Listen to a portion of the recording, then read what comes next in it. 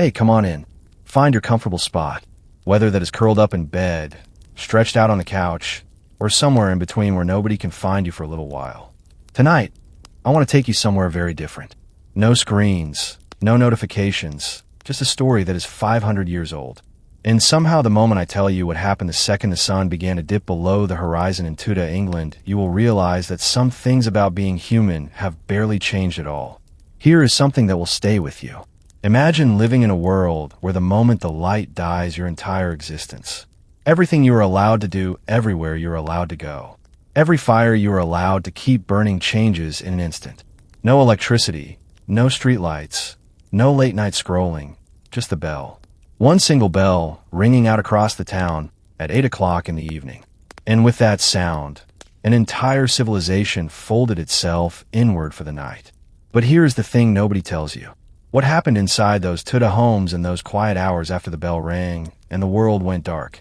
It was not simple, and it was not quiet, and it was absolutely nothing like you would expect. Before we step through that door together, if this kind of slow, steep storytelling is something you enjoy, the kind that feels like a warm blanket and a good secret all at once, then it would mean the world to me if you hit that subscribe button and dropped a like on this video. Not because you have to, but because when you do, it tells me that you want more nights like this one. And I genuinely love making them for you. Feel free to drop a comment down below, too. Tell me where in the world you're watching from right now, or what time it is, or just say hello. I read every single one. Now, let's turn the lights down low. Let the fan hum gently in the background, and let the story carry you somewhere else entirely. Let us begin right at the edge of the day in Tudor England. That remarkable stretch of history running from the year 1485 all the way to 163 life ran on a completely different clock than the one we use today. There were no alarm clocks. There were no phones. There was no concept of I will just check the time real quick. Instead, the entire rhythm of a Tudor life was tied to something much older and much more absolute, the sun and the bell. People in Tudor England woke at dawn, often 4 or 5 in the morning, depending on the season, and they worked hard through the daylight hours, because daylight was precious, almost sacred. Light was not a convenience. Light was survival. Once it was gone, so was your ability to do almost anything useful or anything safe. So the transition from day to evening was not something people drifted into the way we do today, absent-mindedly watching one more episode until suddenly it is midnight, and you cannot understand where the time went. In Tudor England, the end of the day had a sound.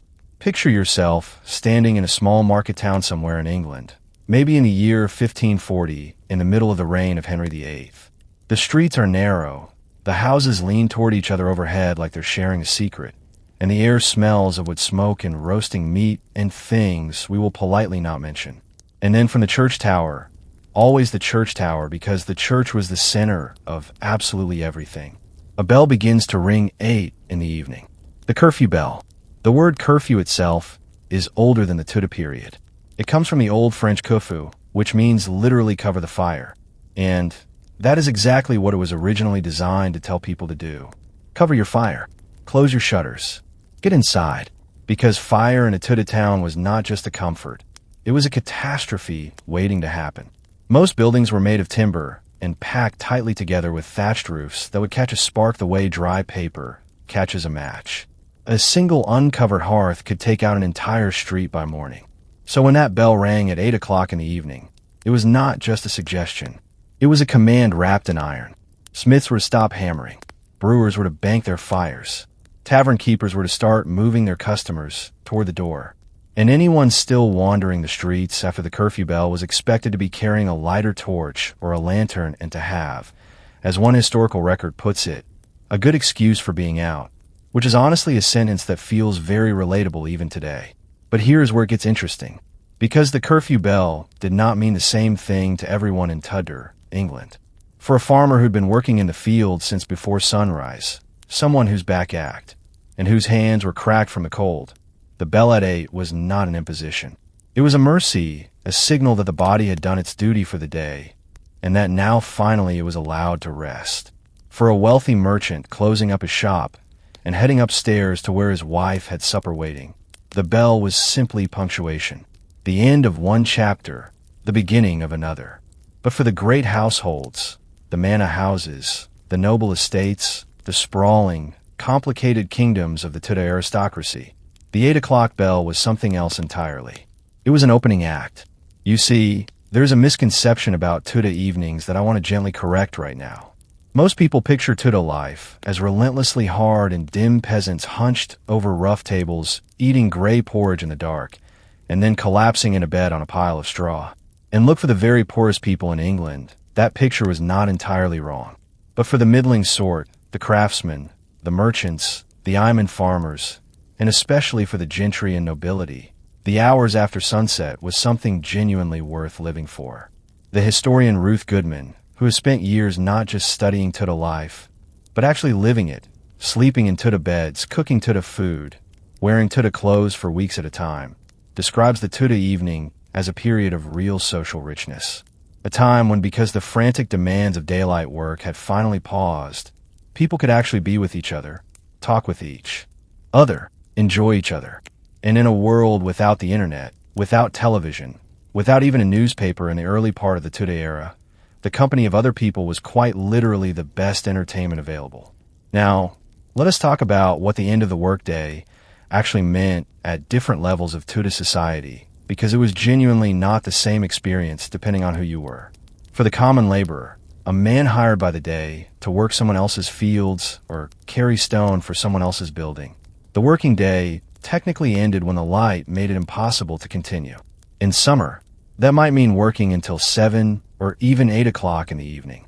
In winter, darkness could fall before 4 o'clock in the afternoon, which sounds wonderful, until you realize that meant there was also nothing to do for those long, cold, dark hours before sleep. Supper for this person would have been eaten between 5 and 7 in the evening, a simple meal eaten at the common table, often the same food that had been on the fire all day. Pottage, a thick soup of grains, and whatever vegetables were available, was the cornerstone of the common Tudor diet. Bread if they were lucky, a bit of salt pork on special occasions. Ale almost always, because water was genuinely not safe to drink, and ale was the responsible practical choice. There is something almost comforting about that, actually. Even 500 years ago, people understood that sometimes the right answer is just to have a drink and sit down.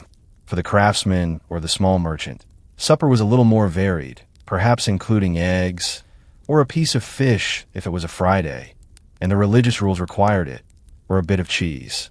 The household would gather around the fire after supper, and this is where the real evening life began. But let me take you into the world that I find most fascinating to describe. The great Tudor household. A large noble estate in the 1500s was not just a home. It was a functioning village, sometimes employing dozens or even hundreds of people, all living under the same roof, all eating from the same kitchen, all operating within an incredibly elaborate social hierarchy that governed who sat where, who spoke first, who was allowed to look the master in the eye, and who most definitely was not. The main meal of the Tudor day was actually not supper. It was dinner eaten around midday. Supper served between 5 and 8 in the evening, depending on the season, and the household was technically the lighter of the two meals, though lighter is a relative term in Tudor England, where a wealthy household might still serve several courses, even at supper. And the moment that supper ended, the moment the tables were cleared and the leftover food was taken away to be distributed to the servants, and the poor at the gate, was the moment the Tudor evening truly began. Here is one detail about the Tudor day that genuinely stopped me when I first learned it. The word curfew, that word we still use today, the word parents say to teenagers when they need to be home by a certain time, comes directly from this nightly ritual of covering the fire. And in a large household, covering the fire was not a small task. The great hearth at the center of a Tudor home, the one that cooked the food, heated the water, kept the entire household from freezing to death. In winter, could not simply be extinguished every night.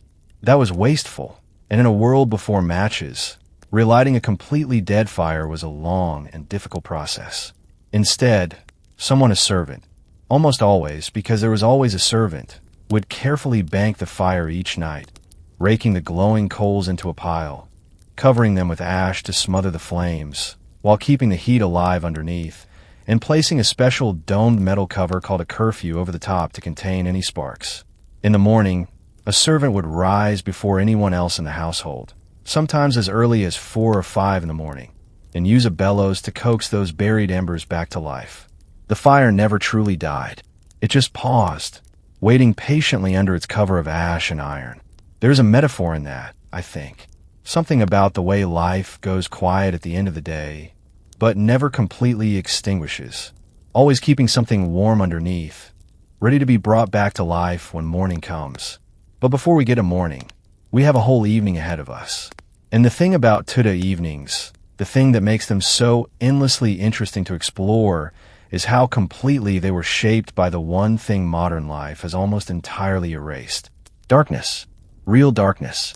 Not the soft amber-tinged dark of a bedroom, with a phone charging in the corner and street lights leaking through the curtains.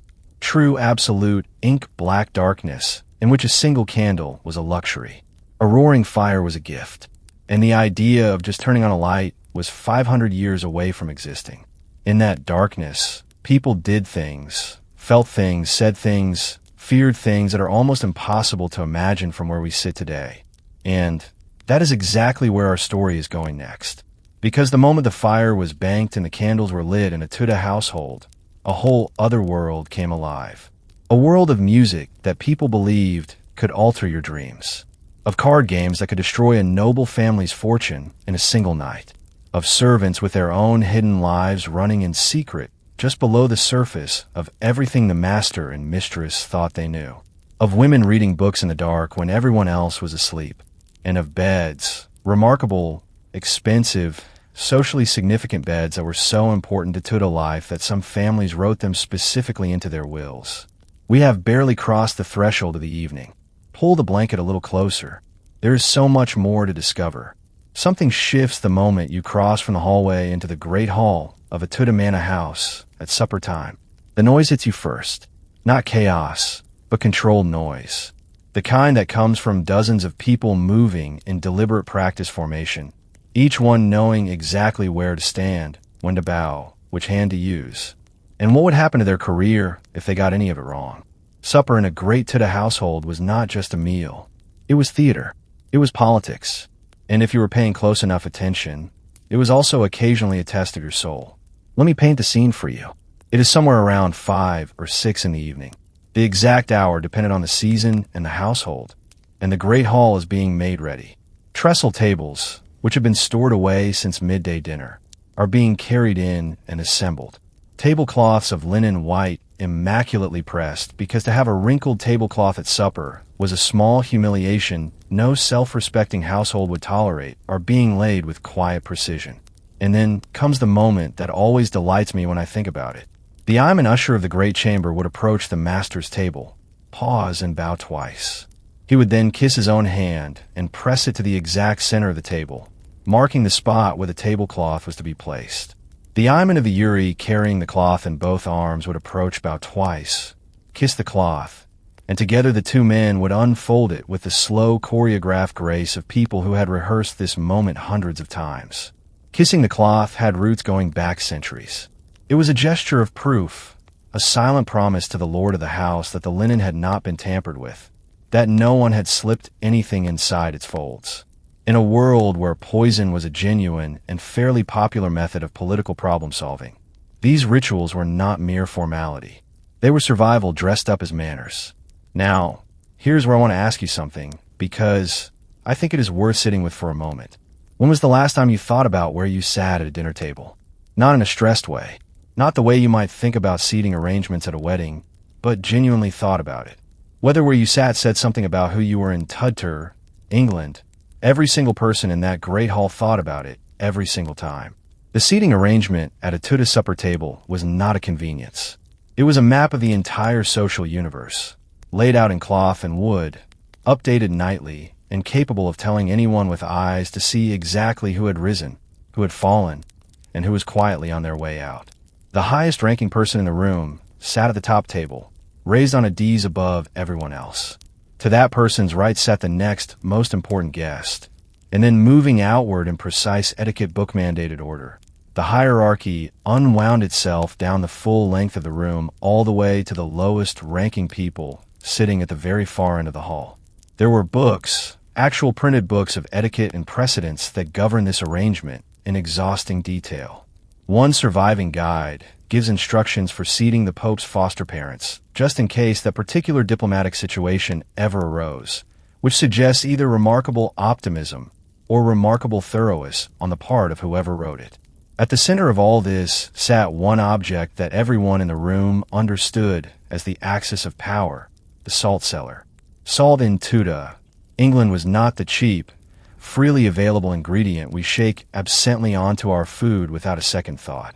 It was expensive, it was carefully guarded, and on a great Tudor table, it sat in a container that could cost more than a craftsman earned in a year, often made of silver or silver gilt, sometimes set with precious stones, always ornate, always placed at a specific point on the table, with the same geometric precision as the tablecloth itself. Where you sat in relation to the salt cellar told the room everything it needed to know about you. Sit close to it near the Lord's end of the table, and you were above the salt. You were family-honored guest, trusted ally. The food sent to your end of the table would be the best cuts, the most carefully prepared dishes, the ones that showed off the kitchen's finest work. Sit far from it, down toward the opposite end of the great hall, and you were below the salt. Your portion of the meal would be simpler.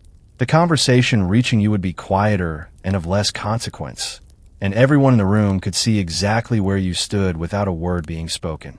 The phrase below the salt entered the English language during the Tudor era, used as early as 1599 in a play by Ben Jonson to describe someone of no social consequence. And here is the astonishing thing. We still use that phrase today. 500 years later, in a world of equality and democratic ideals, and all-you-can-eat buffets, we still understand instinctively what it means to be below the salt. Because humans, it turns out, have always understood the language of the table. But let me tell you about something even stranger than where you sat. It is what you were expected to bring with you. In a Tudor household, supper was not a meal you showed up to empty-handed. Most people, including guests of reasonable means, were expected to arrive at the table carrying their own knife and spoon, their personal knife, their personal spoon, tucked in a pocket or hanging from a belt. Think about that for a second. Imagine being invited to someone's home for dinner today, walking in with your favorite fork, sitting down, and pulling it out from your jacket as if this were the most normal thing in the world. Because in Tudor England, it absolutely was. A person's eating utensils were a statement of identity. A wealthy guest might carry a beautifully crafted knife with a silver hilt, or a spoon made of gilded silver stored in an embossed leather case. A man of more modest means might carry a simpler knife on his belt and keep his wooden spoon tucked inside his hat, which incidentally was also where you kept things you needed quick access to, because hats in Tudor England were essentially a personal shelf you wore on your head, and forks. Here is where it gets interesting. Forks did exist in Tudor England, but they were not for eating. They were tin tools used for carving and serving meat. The idea of an individual person having their own fork for personal use was so alien, so faintly Italian, and therefore slightly suspicious that it did not really catch on in England until well into the 17th century, which means that at a Tudor supper, even in a great noble household, people were eating with their fingers, not sloppily, not carelessly, but deliberately and skillfully in a way governed by its own elaborate etiquette. You used 3 fingers, never the whole hand. You never put back anything you'd already touched. You kept your nails clean. You wiped your fingers on a linen napkin draped over your left shoulder, because that is where a well-bred Tudor diner wore their napkin. And here's the detail I find most unexpectedly charming. You kept your elbows off the table, not simply because it was rude, but because the table itself was not fixed. It was a board laid across trestles, and if everyone leaned on the same side, the whole thing could tip. The phrase above board, meaning honest, open, nothing to hide, comes from this same tradition of keeping hands visible and flat on the table surface. The way we eat today still carries these ghost rules inside it. Even now, centuries later, remnants of the Tudor supper table live quietly inside our manors.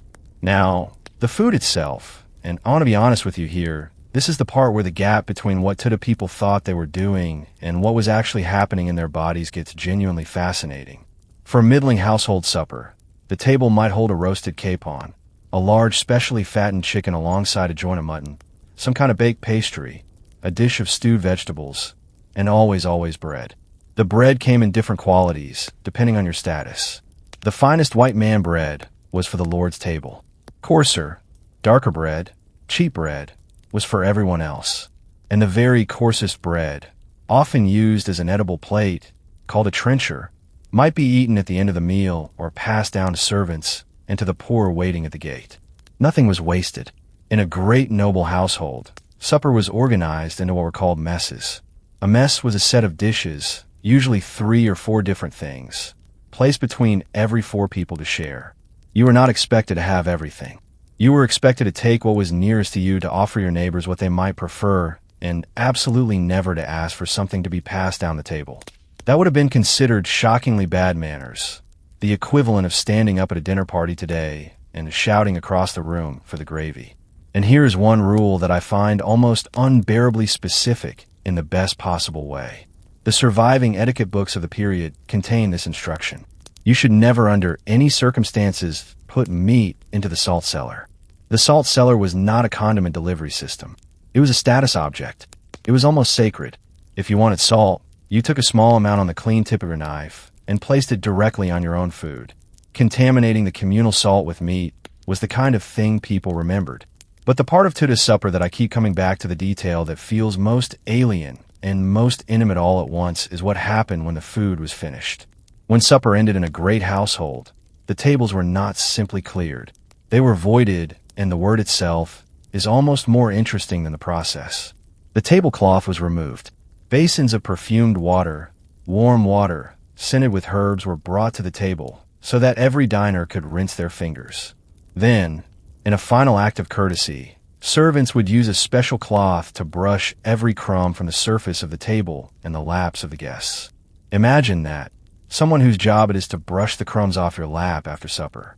As someone who frequently eats dinner and then immediately sits with crumbs on my shirt for the rest of the evening, this feels less like an ancient ritual and more like a service I desperately want reinstated. After the voiding in the grandest households, there might follow a tradition called the void, an intimate gathering in a separate smaller room where the immediate family and their closest guests would retire for a final exquisite treat. The void was essentially a sugar-coarse hypocris wine which was spiced and sweetened, passed around in a communal cup along with crystallized fruits and spices, candied ginger and elaborate sugar sculptures that were made purely to be admired and then eaten. Sugar in Tudor England was so expensive and so prized that serving it to guests was the clearest possible signal of wealth. Queen Elizabeth I was famously so fond of sugar that her teeth turned black hair detail that was considered remarkably to be a mark of affluence rather than a dental concern.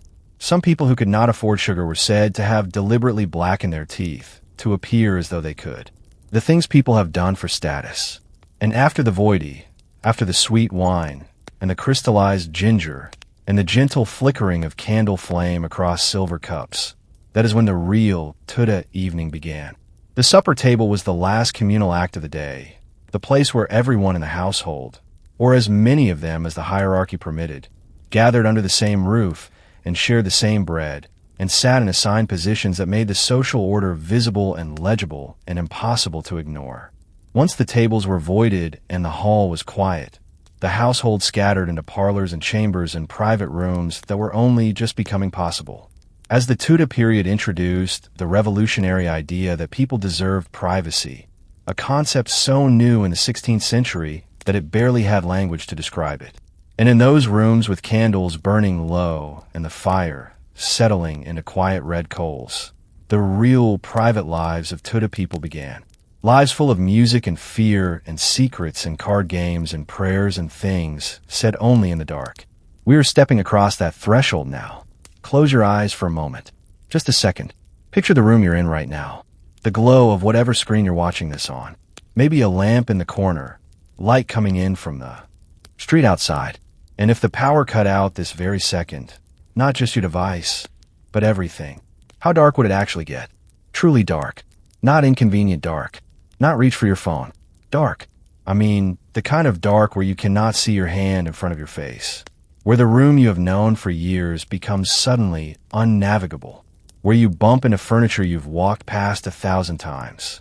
That was every night of a Tudor life. And I want to spend some time with that, because I think it is one of the things we most consistently underestimate about the past. And because the way Tudor people navigated, survived, and even transformed their relationship with darkness in the 16th century tells us something genuinely surprising about how human beings have always tried to conquer what frightens them most. Here is where part 3 of our evening really begins. Supper is over. The tables have been voided.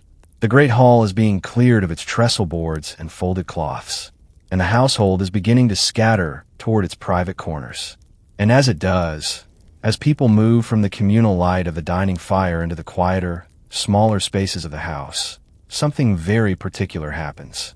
Someone has to manage the dark. In that job, the quiet, unglamorous, absolutely essential job of providing light after sunset was one of the most layered and socially revealing tasks in the entire Tudor household. Let me explain what I mean by that. Walk into a common laborer's cottage on a winter evening in Tudor, England, and the first thing that hits you is how little light there actually is. A rushlight. That is what the poorest households used. Not a candle in any sense you would recognize. A rushlight was a dried reed stripped of its outer skin to expose the porous inner pith soaked in whatever animal fat the household could spare. Leftover grease from cooking rendered tallow. The dregs of the week's slaughter and clamped into a simple metal holder that could be bought for almost nothing at the local market. When it burned, it gave off a soft, unsteady yellowish glow, about as bright as a modern birthday candle, and it burned for roughly 20 minutes. 20 minutes.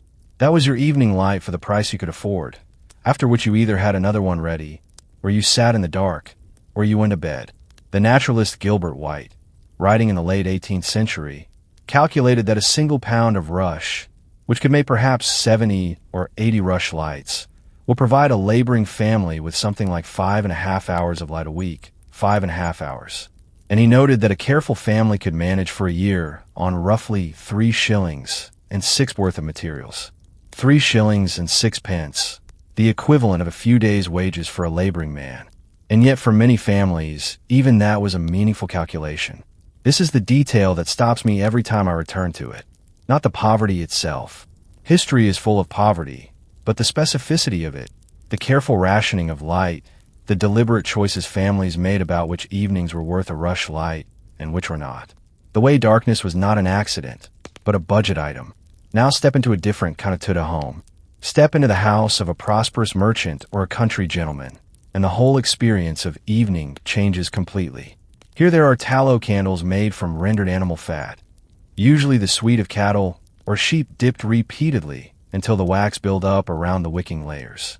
Tallow candles burned longer and brighter than rushlights. They also smelled considerably worse.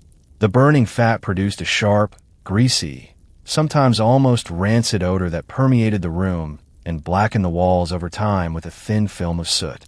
They also attracted mice. This is not a detail I invented for effect. Tallow candles were essentially sticks of animal fat, and mice regarded them the same way they regarded any other food left unattended.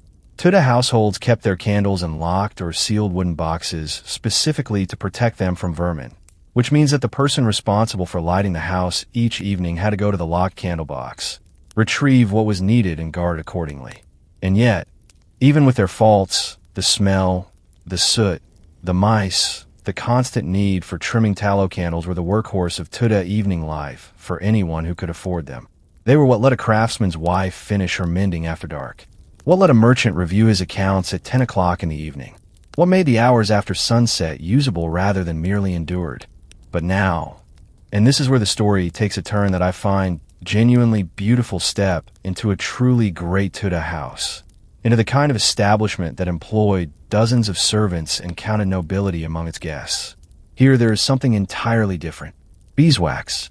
Beeswax candles were to the Tudor world what the finest silk was to Tudor clothing. Not just better, but categorically different. Beeswax burned more cleanly, more brightly, and with no smell at all. No soot, no grease, no mice. The flame was steadier, the light warmer, and the candle lasted significantly longer than its tallow equivalent. And they were extraordinarily expensive. It took an entire honeycomb's worth of beeswax to make a single 4 inches candle.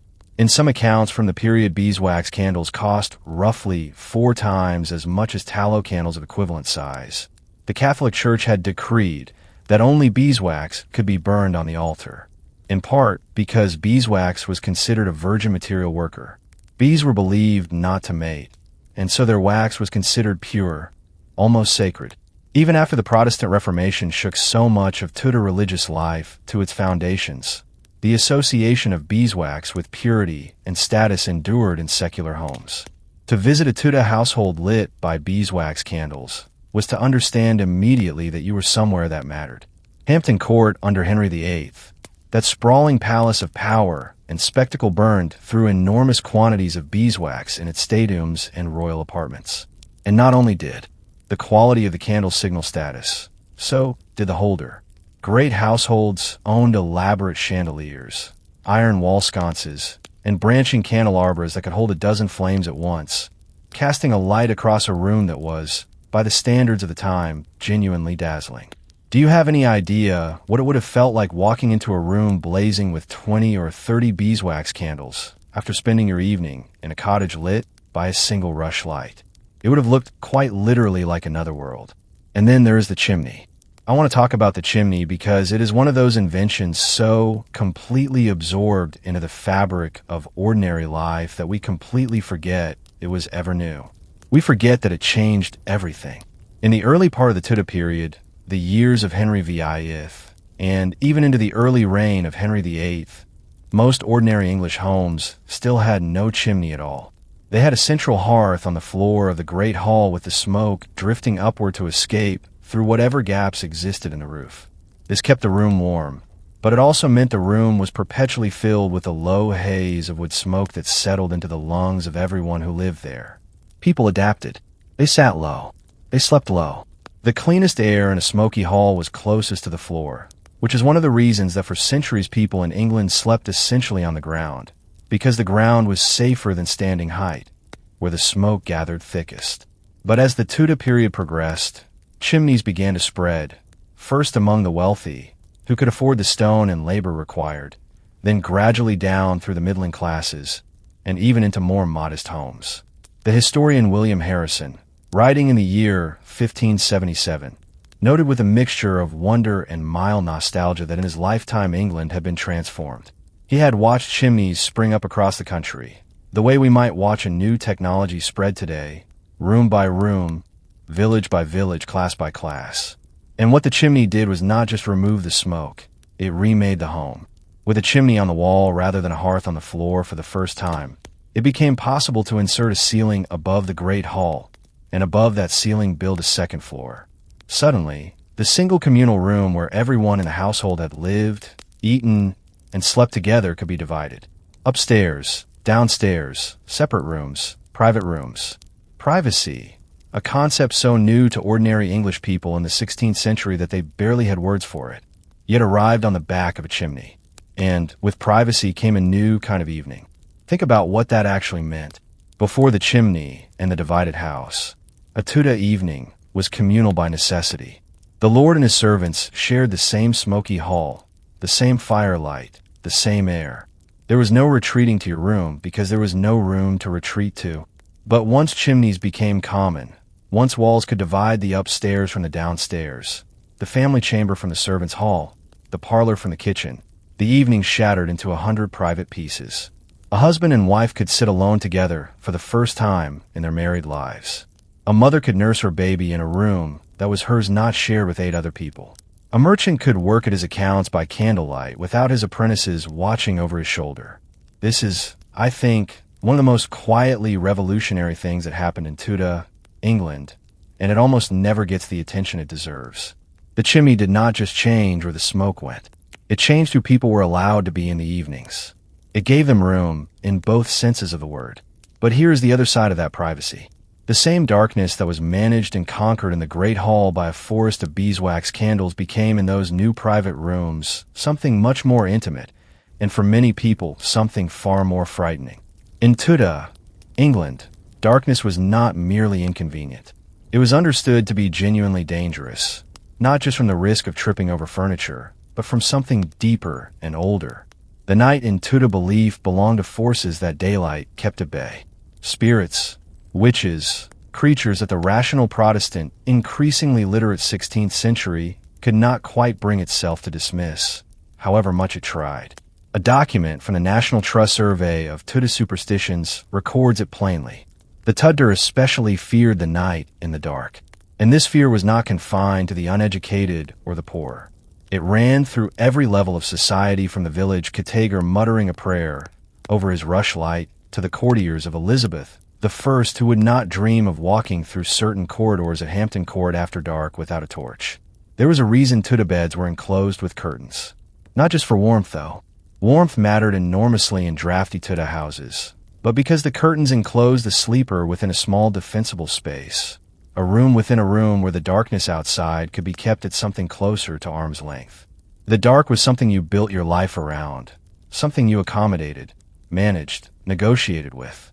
And the candle, that small, expensive, fragile, sometimes smelly, sometimes beautiful flame, was not just light.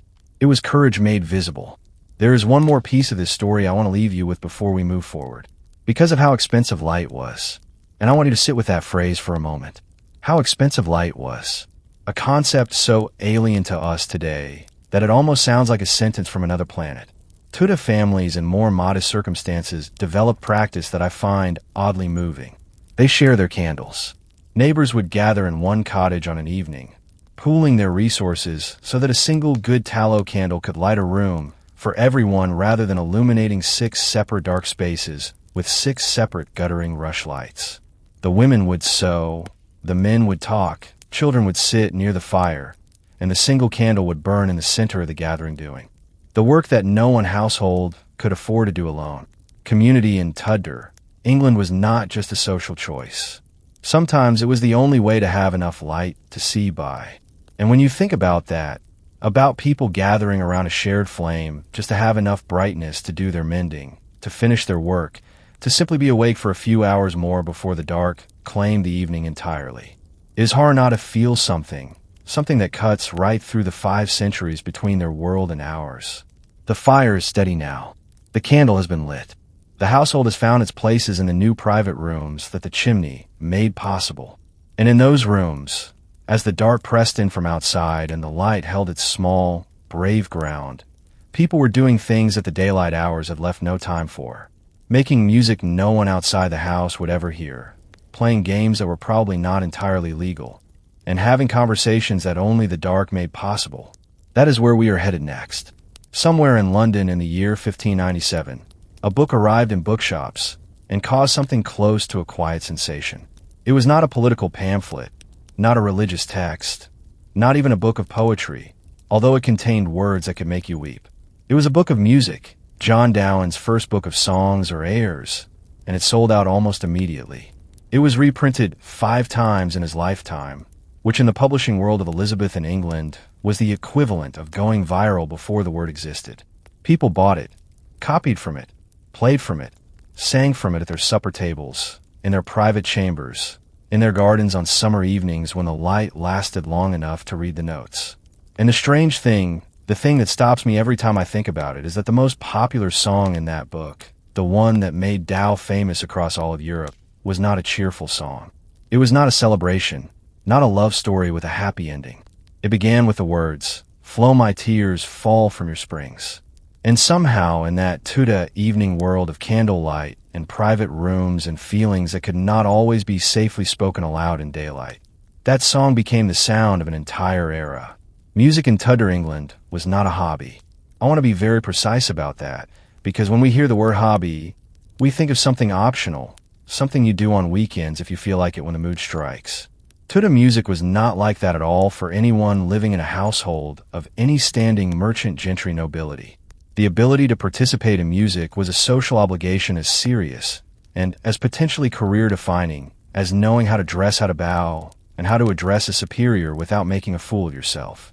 The Italian writer Castellian, whose book The Courtier was one of the most widely read guides to noble behavior across all of 16th century Europe, put it plainly, a gentleman who could not make music was simply not a complete gentleman. Queen Elizabeth I, who played the virginals with genuine skill, sang, danced, and may have composed some instrumental pieces herself, expected her court to share her enthusiasm. Ambassadors' letters from the period describe the musical life at her court as dazzling. And here is the sentence that has stayed with me since I first encountered it from a contemporary account of the period. Any young woman unable to take her proper place in a vocal or instrumental ensemble became the laughingstock of society. The laughingstock of society. Think about what that means for a moment. Imagine being at a Tudor dinner party supper. Finished tables clear the household, settling into the evening hours, and the lute is brought out and the part books are opened, and everyone around the table picks up their copy and begins to sing their part of the madrigal, and you're the one person at the table who cannot join in. Every eye in the room, just for a moment, sliding toward you. That particular social anxiety turns out to be completely timeless. The instruments have changed. The stakes have changed. But the feeling of being the person in the room who cannot do the thing everyone else is doing that apparently has always been with us. So what did Tudor household music actually sound like on an ordinary evening? Let me try to reconstruct it for you. The instrument most likely to be in a prosperous Tudor home. And I mean this in the same way that a piano in the front room was a mark of middle-class respectability in Victorian England was the lute. The lute was to the Tudor evening what the smartphone is to the modern one. Not in the sense of being distracting, but in the sense of being the device around which people gathered, through which entertainment was filtered, and which no self-respecting household of any pretension could reasonably be without. It was a pear-shaped instrument strung, with gut strings grouped in pairs called courses with a neck that angled back at the head in a way that made it look slightly like it had been startled. A common lute of the Elizabethan era had 6, 7, or 8 of these courses. It was played with the fingers, not a pleroma, and its sound was intimate, not loud enough to fill a great hall, perfectly calibrated for a private room, a fire-lit parlor, a small gathering of people sitting close together after dark. And that intimacy was not accidental. It was the whole point.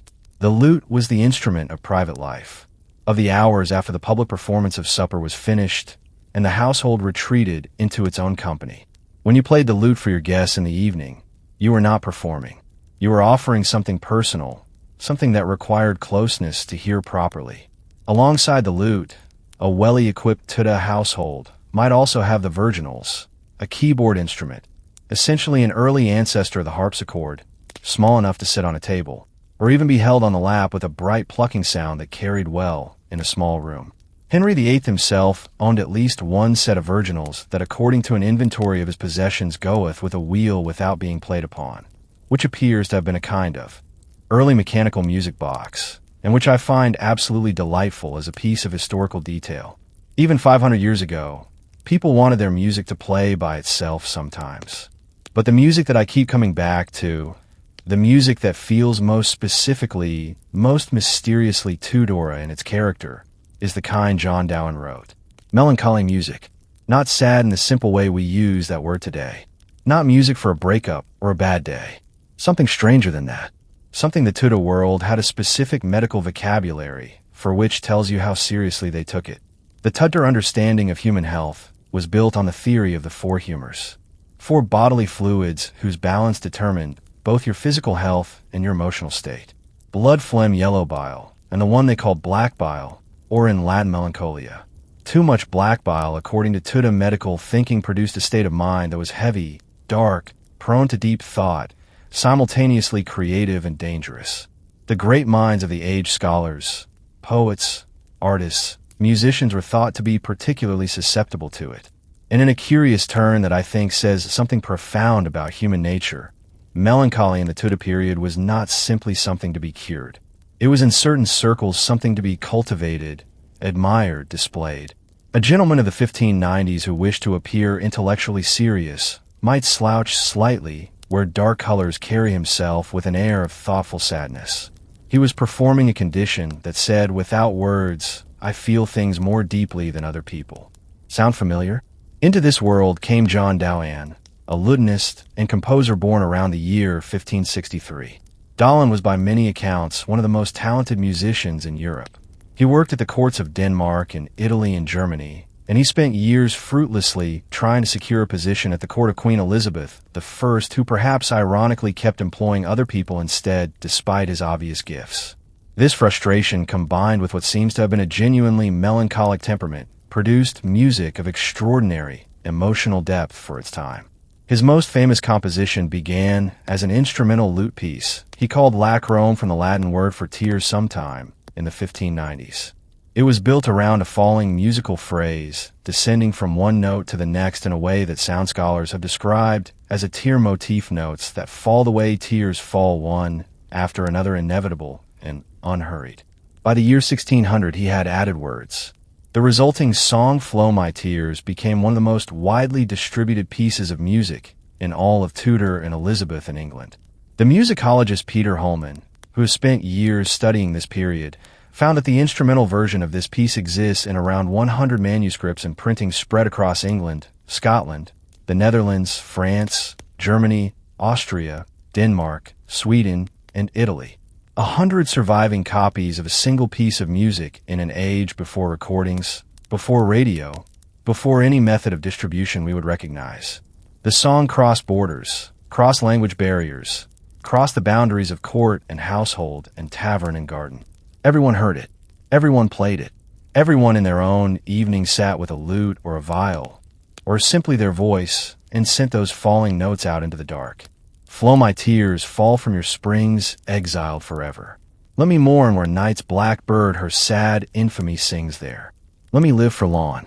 The final lines, and this is the part that flaws me, conclude that even those who dwell in hell should be counted happy, because at least they do not feel what the singer feels. And this was entertainment. This was what Tudor people listened to in the evenings to unwind.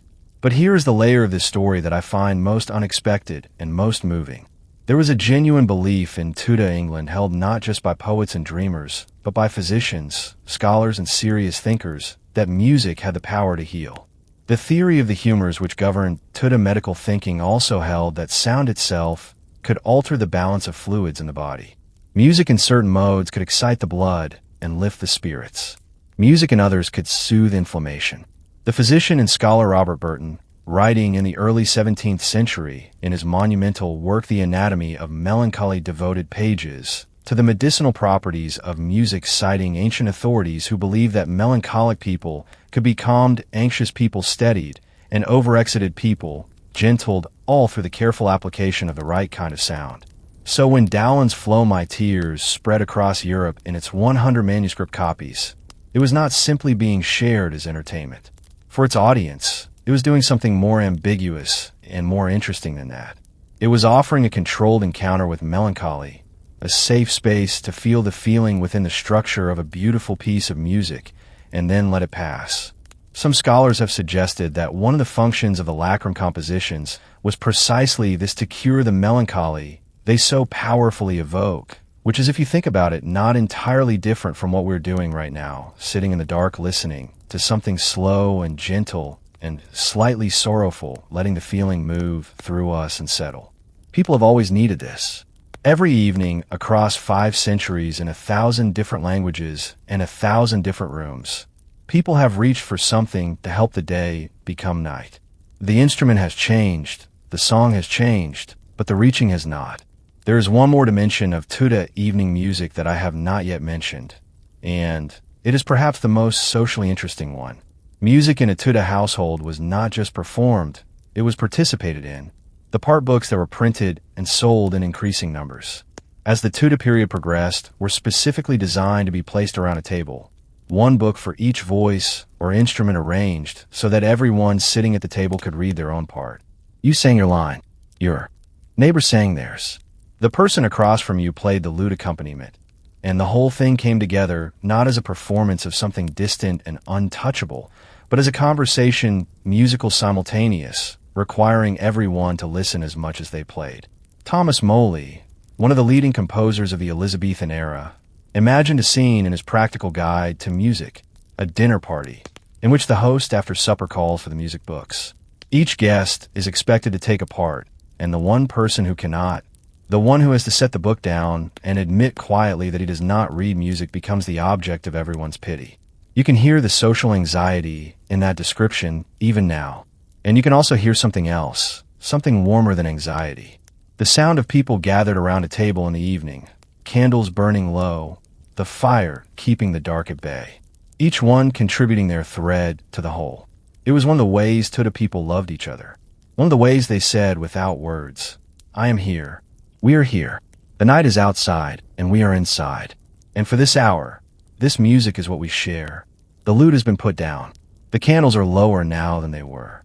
And somewhere in the quieter corners of the Tudor evening, far from the beautiful melancholy of Doan and the polished harmonies of the madrigal singers, something very different is happening. Cards are being shuffled, dice are being passed from hand to hand, and the stakes in some of those dark private rooms are considerably higher than a pleasant evening of music. That is where we are headed next. Pull up a chair a little closer to the fire. What I'm about to tell you involves King's Loaded Dice, a card game that Shakespeare wrote about 3 separate times, and one of the most magnificent hypocrisies in all of English history. We are talking about gambling, and not the polite abstract once-a-year kind.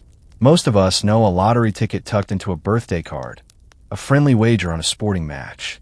We're talking about Tudor gambling in the evenings, which was its own world entirely. A world with its own language, its own cheats, its own social codes and consequences that could unspool a family's fortune inside a single night while the candles burned low and the fires settled into coals. The cards are on the table. Let's begin. Here is the number that I cannot get out of my head. Pound 3, 24.35 shillings and 10. That is how much Henry VIII lost gambling in just 3 years from November 1529 to December 1532. 3 years. We know this because it is recorded in meticulous detail in his privy purse expenses, the royal account books that tracked every penny that came in and went out of the king's personal funds. £3,000 in 3 years. To put that in some kind of perspective, a gentleman living comfortably in the English countryside at the time could maintain his household, his land, his servants, and his entire way of life on roughly 20 a year.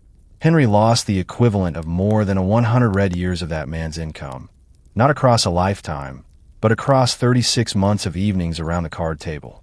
And the detail that makes this story almost perfect, the detail that historians have been quietly delighted by ever since those accounts were first published, is that in the 18th year of his reign, Henry VIII issued a royal proclamation forbidding his subjects to play at cards and bowls. He banned gambling for everyone else, while continuing to gamble himself, which is, I will say, a level of self-awareness combined with an absolute refusal to apply to oneself that feels remarkably modern.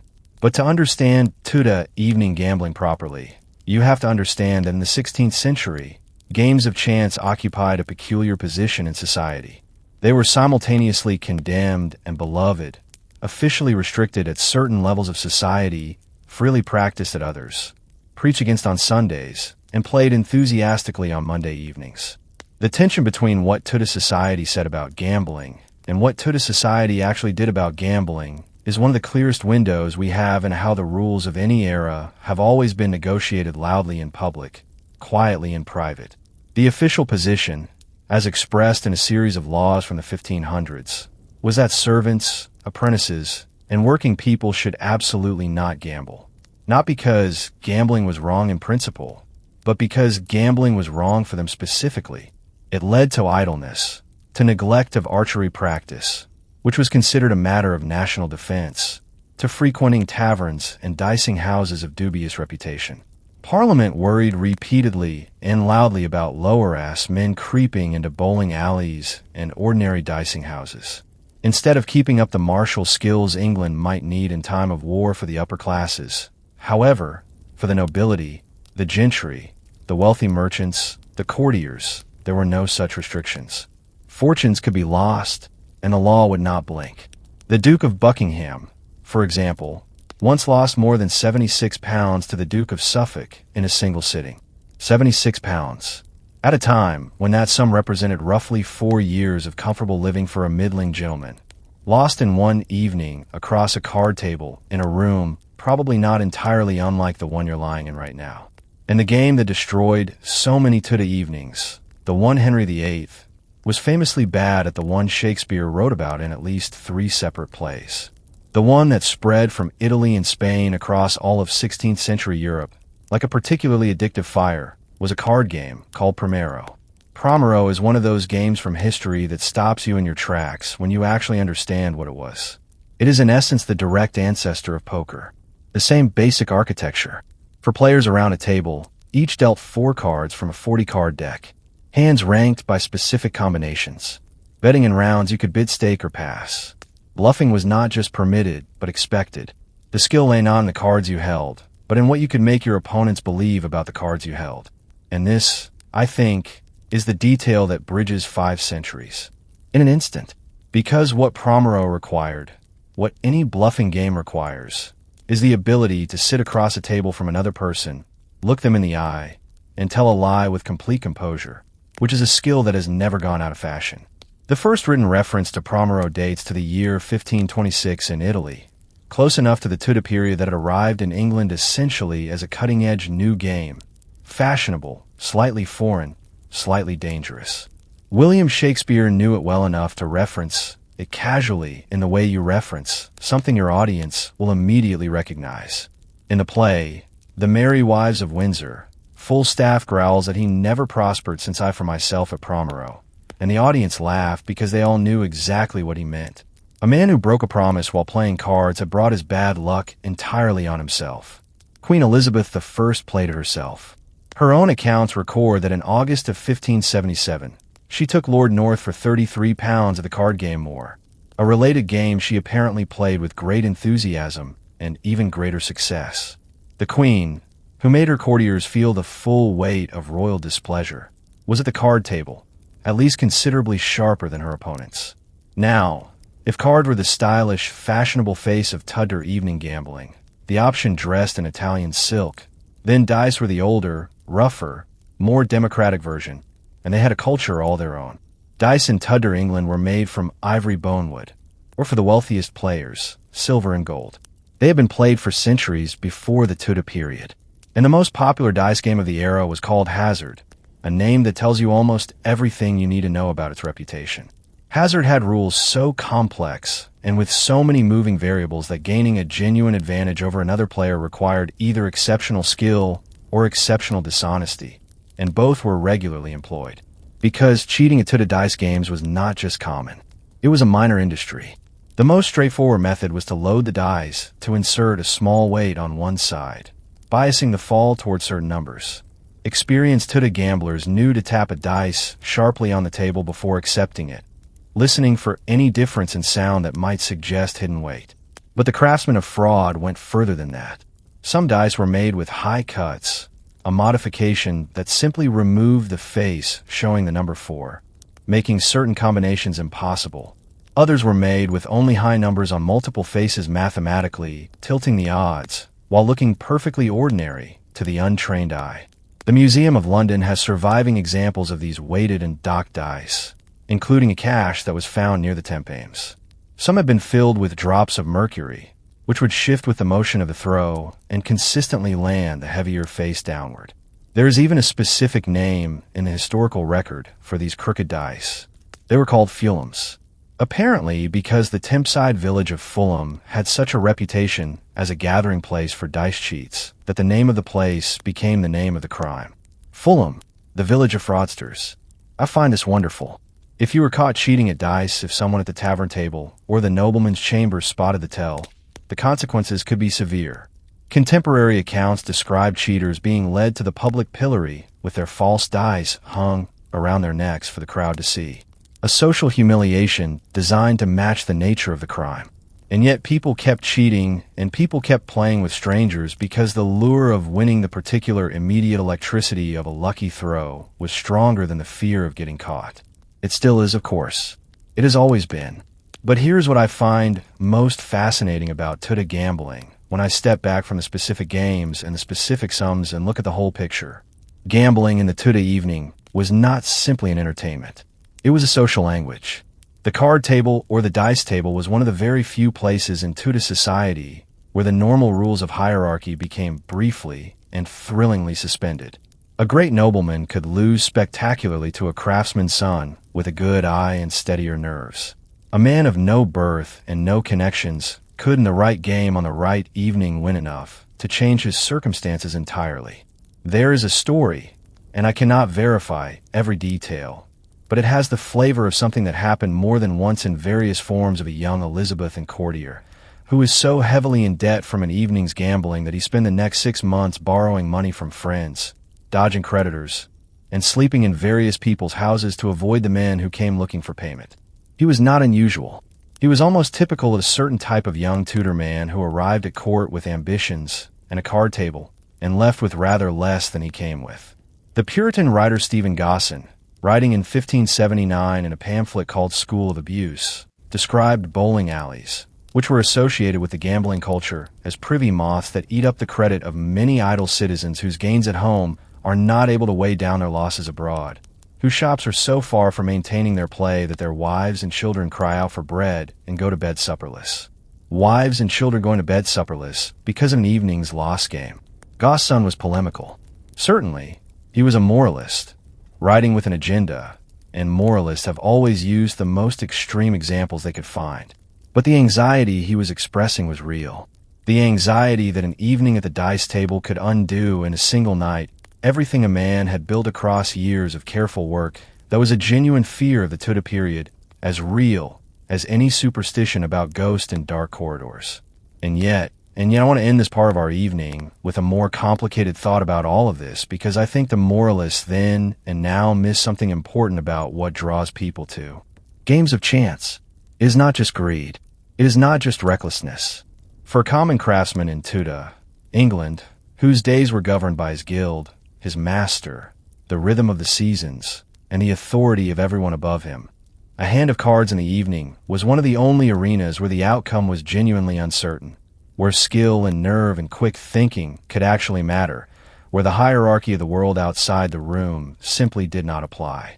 For the great nobleman, cards provided something different, but equally real, a genuine test, stripped of the cushioning that rank usually provided. At the card table, your title could not help you. Your estates could not protect you. It was just you and 4 cards and the person sitting across from you. The Tudor card table was not just a place where money changed hands. It was for a few hours each evening, a place where something closer to equality existed, where the rules of the game rather than the rules of birth decided who won and who lost. And we have never quite stopped wanting that. The cards put away now. The dice have been pocketed.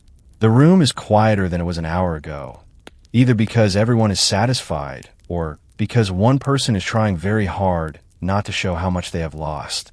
But there are other rooms in this household, rooms that the men at the card table know nothing about, rooms where a different kind of evening is unfolding quieter, more private, and in some ways far more interesting, because the women of the Tudor household had their own evening entirely.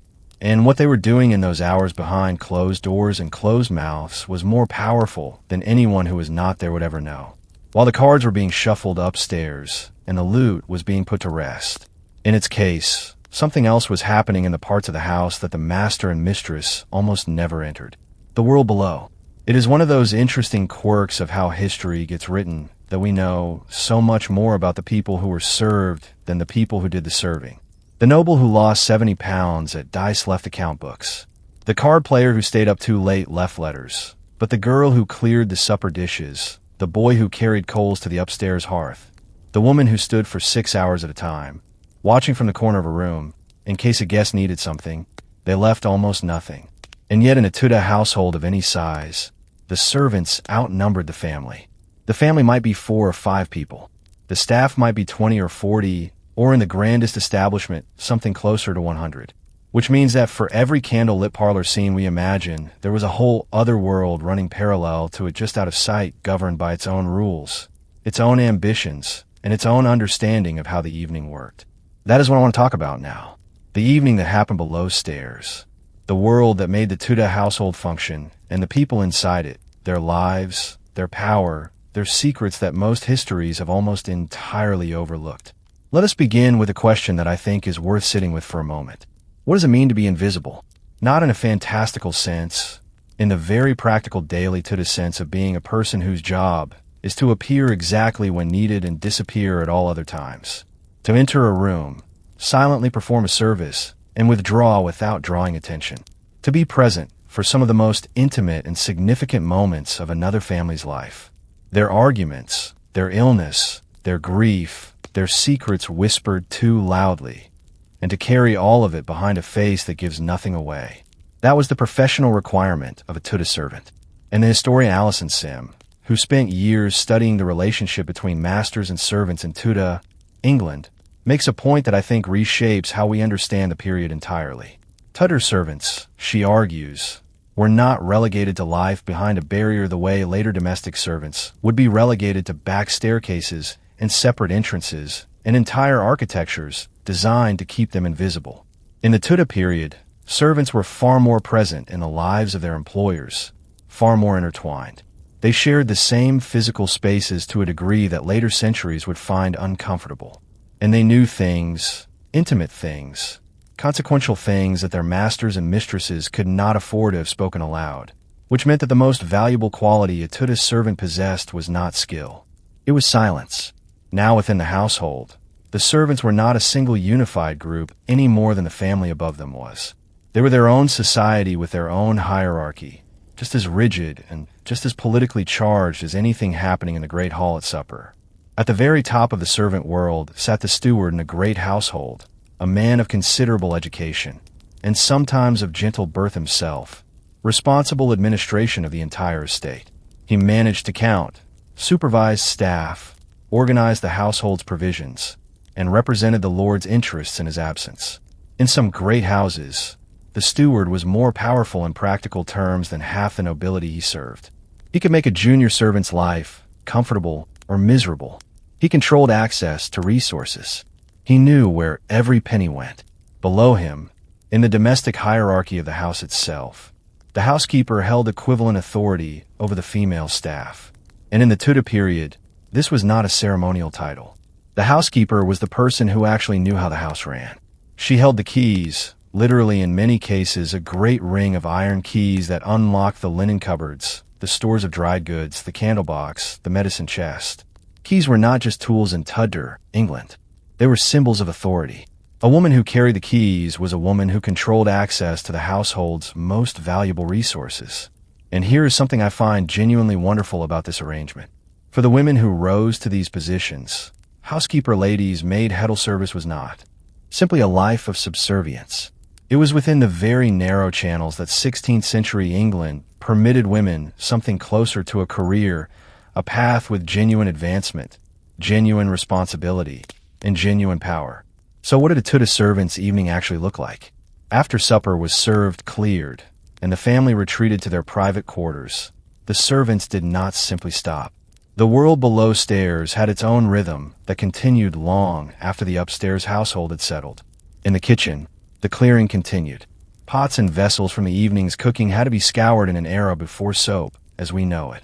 This meant river sand, sharp and abrasive, worked by hand across putter and iron surfaces until they came clean.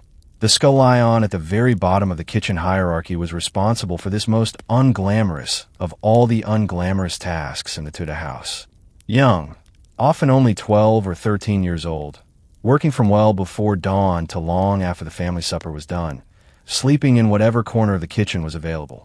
The daily menu for the very lowest servants at court recorded in actual household accounts of the period listed their provisions simply as bread, ale, beef, and VE or mutton. 2 courses shared between 4 people, served in the servants' hall only after the family and their guests had finished. First the family, then the senior servants, then the junior servants, then whatever remained went to the poor waiting at the gate. The social hierarchy of the Tudor evening did not stop at the foot of the main staircase. It continued all the way down in every direction, sorting every person into their place with the same unyielding logic that governed the seating order in the great hall above. But here is the layer of Tudor servant life that I find most fascinating and that most straightforward histories manage to miss entirely. The servants knew everything. I do not mean this as a vague generalization. I mean in a very specific material sense. A lady's maid helped her mistress dress and undress every day, combed her hair, helped her to bed, and sometimes in the older tradition of communal sleeping lay at the foot of her bed through the night. She was present for private conversations. She witnessed moments of grief, of fear, of marital conflict that the outside world would never see. She knew which letters arrived and from whom. She knew when the mistress had been crying. A manservant who dressed his master, helped him to the close stool, and attended him in the privy chamber understood the man's physical condition, his moods, his anxieties, his relationships with extraordinary intimacy. The historian Tracy Borman, writing about the private lives of the Tudors, notes that Elizabeth I herself once complained, "I do not live in a corner. 1,000 eyes see all I do." The Queen was not being dramatic. She was stating a literal fact about how a royal and noble life worked. She was never ever alone. And what happened to all that information? What did the servants do with the things they saw and heard? The answer is complicated, and it is one of the reasons that the evening hours in a Tudor household were in their own quiet way, just as politically charged as the court itself. Consider the position of a woman called Jane Blind Lady Rowford in her later years. Born into a noble family, she became a lady in waiting to successive queens of England. She held the position of Lady of the Privy Chamber to Jane Seymour after the execution of, in Boleyn, Anne's own sister-in-law. In this role, Jane Boleyn had access to the innermost spaces of the royal household. She witnessed things, overheard things, knew things. Some historians believe she may have been used or may have acted as an informant for Thomas Cromwell, Henry VIII's powerful chief minister, during the dangerous month that led to Boleyn's fall in 1536. The information a well-placed lady in waiting could provide, delivered discreetly in the correct direction, could shape the course of English history. And that is the most extreme example. But the principle ran all the way through every level of Tudor service. A steward who managed a great lord's accounts knew more about his financial position than the lord's wife or children. A cook who managed a household's provisions understood the true state of its resources. A senior servant who had been with a family for decades held information about them that was simply irreplaceable. This information was a form of power, a quiet, invisible, never openly acknowledged form of power, but power nonetheless. The question of what you did with what you knew, and how carefully you protected the silence that your employer required, and whether you might one day use what you knew to negotiate a better position, a better wage, a reference that would secure your future. These were the calculations that ran beneath the surface of every Tudor servant's evening. In this sense, the servants' hall after supper was not simply a place where tired people ate their leftover meat and went to bed. It was a room full of people who collectively knew more about the household than anyone else in it. I want to pause here and ask you something, because I think it is one of those questions that feels small and then turns out to be larger than expected. Have you ever been in a room and realized that the person you thought wasn't paying attention had heard every word you said? Tudor servants lived inside that moment every day, every evening. That was the condition of their professional existence. And the remarkable thing, the thing that strikes me every time I return to this subject, is how rarely that power was used badly. Not because Tudor servants were saints or because the system was fair, but because the calculation was understood on both sides. A servant who broke confidence destroyed their reference. Their reference was everything. Without a good word from a previous employer, the door to the next household was closed. The threat was not stated. It did not need to be. Everyone understood. Discretion was the coin of the servant's realm. And in exchange for that discretion, what did the servant receive? Room board and a wage. Those are the obvious answers. But the less obvious answer, the one that I think matters more, is that a servant in a great Tudor household occupied a world, not a glamorous world, and not a comfortable one by our standards, but a world with structure, with community, with a particular kind of meaning that comes from knowing your place in something larger than yourself. The servants' hall in the evenings after the family supper had been cleared, that was its own society, its own social hour. The steward at the head of the table, the senior servants around him, the junior servants further down, and the kitchen workers eating their late supper after the last pot had been washed. They talked, of course, they talked about the household, about each other, about the world beyond the estate gates that they glimpsed only on errands and market days. They formed friendships that lasted decades, romances that were sometimes tolerated and sometimes strictly forbidden rivalries that could make a working day very long indeed. They were underneath the uniform and the rules people with all the complexity and warmth and occasional pettiness that people have always had. And in the mornings, when the household bell rang before dawn and the day's long service began again, they rose and became invisible once more. There is one more thing I want to leave you with before we move forward. In the great hall of Hampton Court, the ceiling of the room where everyone, family, guests, and senior servants once gathered for meals, contains painted, carved faces looking down from the woodwork. They were designed as reminders to the diners seated below. They had a name. They were called eavesdroppers. Wooden faces built into the architecture of the room, meant to remind you that even in a great hall, even at a feast, someone might be listening. The Tudors understood perfectly that information moved through a household like water through stone, finding every crack, filling every silent space. They built the reminder into the ceiling, and every evening as the family settled into their private hours, and the servants settled into theirs, the exchange of silence and knowledge that held the whole arrangement together continued quietly and visibly in both directions. The house knew everything. It just depended on who was listening and what they chose to do with what they heard. But while the servants' hall settled into its evening rhythms below, and the family's private world unfolded in the rooms above, there was one corner of the Tudor household where something stranger and more complex was happening. A room where women sat with their needles and their books and their quiet conversations, building something that the rest of the household could neither see nor measure. And what they built in those evening hours was in its own way more enduring than anything that happened at the card table or the supper board. That is where we're going next. There is a specific kind of room I want you to imagine. Not the great hall, not the supper table, not the servants' quarters below stairs where we just spent our time. Something quieter than all of those. A private chamber in a good house hung with tapestries to keep the drafts at bay. A fire laid carefully in the corner hearth. 2 or 3 candlesticks on a table. The window shuttered against the dark. And in that room, several women, a noble woman, her gentlewoman companion, perhaps a younger daughter, still being formed by the household's habits, sitting in a circle that is both social and purposeful, their hands moving in the soft light while their conversation runs on. This is the Tudor woman's evening, and it is one of the most misunderstood scenes in all of English history. Because from the outside, from the perspective of the husbands and fathers and Tudor moralists who wrote approvingly about it, what these women were doing looked perfectly harmless, obedient even. They were sewing. They were keeping their hands occupied in the approved manner. They were doing exactly what respectable women were supposed to do in the evening hours. What those husbands and fathers and moralists did not fully appreciate was what else was happening inside that room, and what some of those needles were actually recording. Let us start with the official version of Tudor Women's Evenings, because it is genuinely interesting in its own right before we get to the subversive part. Needlework, embroidery, tapestry, fine sewing was the central evening occupation of women across nearly every level of Tudor society above the very poorest. This was not a polite hobby. It was a trained skill that began in early childhood, a significant contribution to the household's material resources, and a marker of social standing and personal virtue all at once. The moralists who wrote conduct literature for Tudor women, and they wrote a great deal of it, were enthusiastic about needlework for exactly this reason. A woman who sat peacefully with her needlework was a woman who was not doing anything troublesome.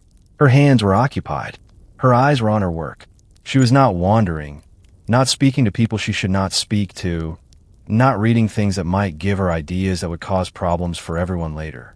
In the 1580s, one educational writer named Richard Malcastaster, making the case for why girls should have some limited schooling, was careful to reassure his male readers that he would address boys' education first, since naturally the male is more worth. Girls, he noted, shouldn't be permitted to study too many things. An education in domestic virtue was what was called for, and needlework was the approved centerpiece of that domestic virtue. Here's the thing, though. When you actually look at what Tudor needlework produced at the surviving pieces held now in the great country houses and museum collections of England, and when you look at them closely with an understanding of the symbolic language that educated 16th century women shared, what you find is not obedience. What you find is something considerably more interesting. Consider 2 women, 2 needles, and a room at Tutbury Castle in Staffordshire. The year is somewhere around 1570. One of these women is Elizabeth Talbot, better known to history as Bess of Hardwicke, one of the most formidable figures of Elizabeth in England, who married 4 times with increasing strategic brilliance, built one of the greatest houses of the era, and accumulated a fortune that made her one of the wealthiest women in the kingdom. She was also an embroiderer of extraordinary skill. The other woman was her house guest. Except house guest is a somewhat polite way to describe someone being held under supervised confinement at the order of the Queen of England. Because the woman sitting across from Bess of Hardwick, her needle moving through the same linen canvas, was Mary, the Queen of Scots, a Catholic queen who had fled across the border from her Protestant subjects, and who'd been given into the care of the Earl of Shrewsbury, Bess's husband, while Queen Elizabeth I decided what to do with a Catholic rival with a viable claim to the English throne. For 15 years, Mary lived in this arrangement, moving between various of the Shrewsbury properties restricted from free movement. Her correspondence monitored, her visitors controlled, and during those long years of captivity, she embroidered. Nicholas White, an envoy of Elizabeth I, who visited Mary during her confinement, was asked to report back on the prisoner's condition and activities. His account survives. When he asked Mary how she passed her time, she told him she worked at her needle, and that the diversity of the colors made the work seem less tedious, and that she continued so long at it that the very pain in her hands made her give over. She sat alone in a room and stitched through the pain until her body forced her to stop. And what was she stitching? The panels that survive from this period, known as the Oxford hangings, held today, partly at Oxford Hall in Norfolk and partly at the Victoria and Albert Museum in London, are 101 needlepoint pieces of remarkable beauty and remarkable complexity. They are worked in cross-stitch and tent-stitch using colored silks, gold, and silver thread, and they depict a world teeming with plants, animals, and emblematic images drawn from the great natural history books and emblem literature of the Renaissance. At first glance, they look like beautiful decoration, exactly what embroidery was supposed to look like. Look closer. Scholars who have spent years studying these panels have found a language running beneath the ornamental surface, a visual vocabulary of symbols that any educated woman of the period would have recognized, and that most men in the household will have passed over without a second thought. One panel shows a crowned ginger cat toying with a gray mouse. Ginger-haired crown in possession of all the power that is Elizabeth I, the gray mouse smaller, and at the cat's mercy that is Mary herself. The relationship between two queens encoded into a decorative animal panel and stitched into an object that was meant to furnish a room. Another panel shows a vine entwined with a pruning knife accompanied by a Latin motto, "Virtue flourishes by wounding," a message about what can grow from suffering, from her imprisonment. A phoenix rising from ashes, the symbol of immortality and renewal, stitched by a woman who needed to believe her situation was not permanent. Mary's embroideries were records. They were arguments. They were, in their quiet way, political statements made in the only medium that a closely watched prisoner could use without immediately being arrested, a needle and thread in a room where everyone assumed the work was merely decorative. The scholar Nicole Lebeau, who has written extensively on these pieces, argues that this needlework functioned as something far beyond simple decoration. These panels were, she argues, memory aids, mnemonic devices, stitch notebooks in which Mary and Bess recorded knowledge, encoded messages, and personal statements that could not safely be spoken aloud. Elizabeth I's own Secret Service apparently recognized this. Scholars have found that some of Mary's embroideries appear in the records of the Elizabeth and Intelligence Service, recorded as items of interest, objects that might communicate something beyond what they appear to be. A prisoner watched at all hours under surveillance in her letters. Her movements and her speech had found a medium her captors could not fully read. She had weaponized her needlework. Now Bess of Hardwick and Mary Queen of Scots are at the extraordinary high-stakes end of what Tudor women's needlework could accomplish. But they are not the only example, and I want to be careful not to leave you with the impression that only queens used their evening needle time for something more than decoration. Across the full range of Tudor women, from the noble women of the great houses down to the merchant's wife in a comfortable town, dwelling the evening hours around the needlework represented a space of relative freedom of space, where women talked to each other away from male supervision about things that mattered about household management, which in a Tudor estate of any size was genuinely complex administration requiring knowledge of medicine, law, accounting, agriculture, cultural management, food, preservation, and staff discipline, about marriages and alliances, about illness and children, about money, and the quiet negotiations that held families together across generations. And increasingly, as the Tudor period progressed, about books, here's a fact that I want you to sit with for a moment, because I think it is quietly astonishing. In the year 1500, Historians estimate that roughly 1% of English women could sign their names. 1%. Reading ability was somewhat higher than writing ability, but not dramatically so. Women's literacy in England at the opening of the Tudor period was by modern standards nearly non-existent.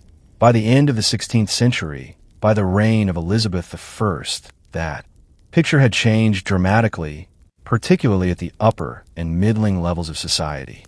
The printing press, the Protestant Reformation's emphasis on individual Bible, reading the influence of humanist scholars like Sir Thomas More, who argued that women's minds were capable of genuine education. All of these forces pushed Tudor women toward literacy at a pace that surprised even its advocates. Thomas More educated his daughters in classical literature, philosophy, mathematics, astronomy, and logic subjects that were then considered entirely masculine domains. His eldest daughter, Margaret Rohr, became one of the most accomplished scholars of her age, capable of reading and writing in Latin and Greek. When Erasmus, the great humanist scholar, corresponded with her, he wrote that her learning was a credit to England, and this literacy did not stay confined to Thomas More's household. It spread through the great houses of England with the momentum of something that could not be stopped once it had begun. By the middle of the Tudor period, a noble woman who could not read at all would have been considered lacking in something important. And in the evening hours in those private chambers where the needlework circle gathered books began to appear alongside needles. Some of those books were pious. The Bible, the Psalms devotional text, reading aloud from Scripture was an entirely acceptable evening occupation, sanctioned by religious authorities and by the Protestant emphasis on direct engagement with the Word of God. But some of those books were considerably more interesting than that.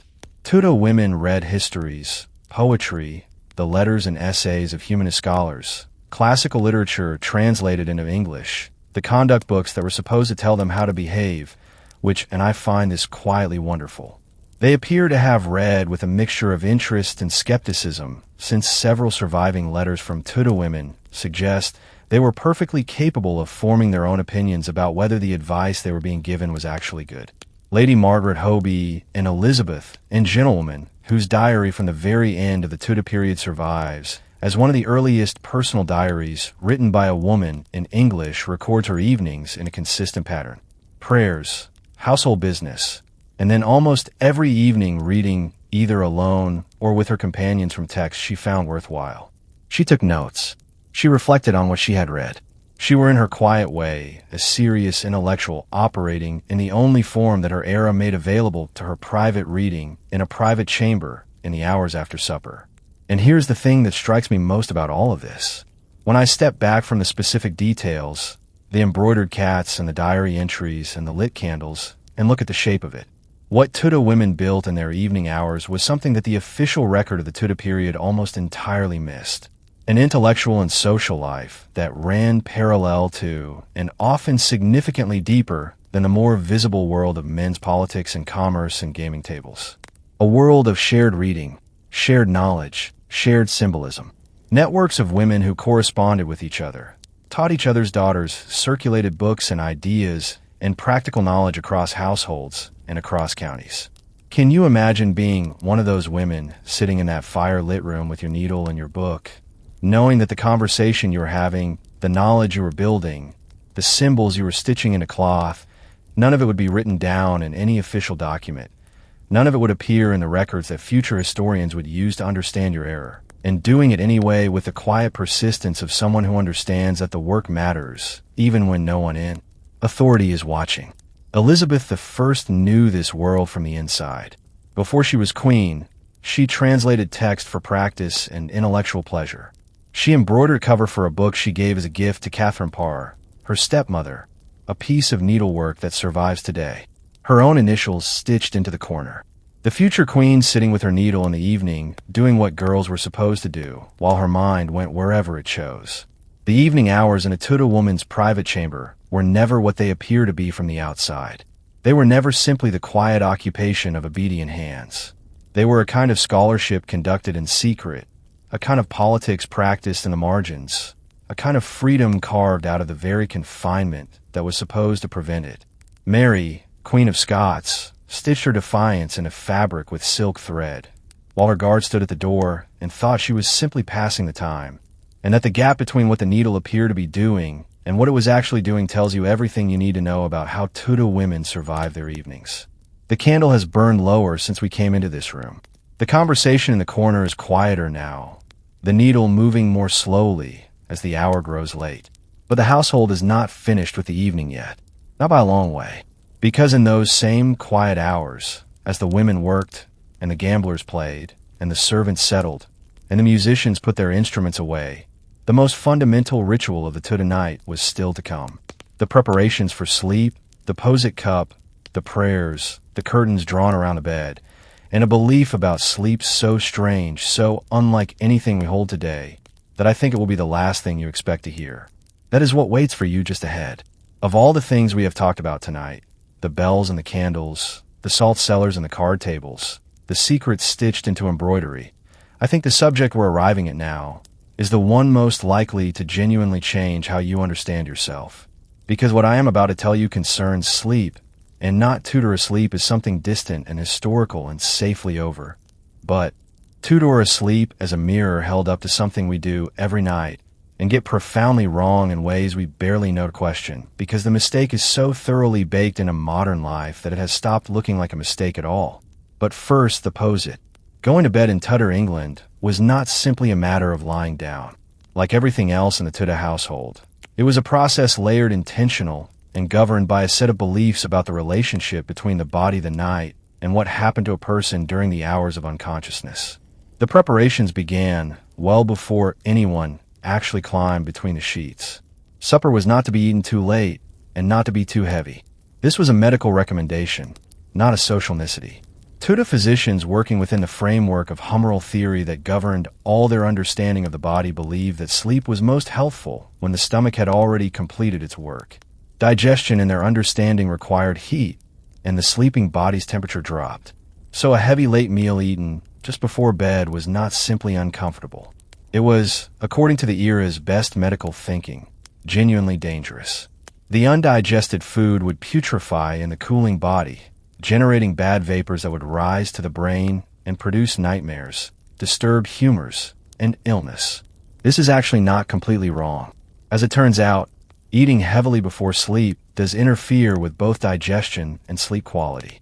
The Tudor physicians arrived at sound practical recommendation through a theoretical framework that was entirely incorrect, which feels somehow very human. The evening preparation for sleep also involved managing the air of the room. Windows were closed and shuttered. The night air in Tudor medicine was potentially dangerous, carrying humors and miasmas that the sleeping, undefended body was particularly vulnerable to absorbing. The room was sometimes fumigated with herbs, lavender, rosemary, sweet-smelling things burned or scattered through the bedchamber to keep the air clean and pleasant and safe. And then came the posset.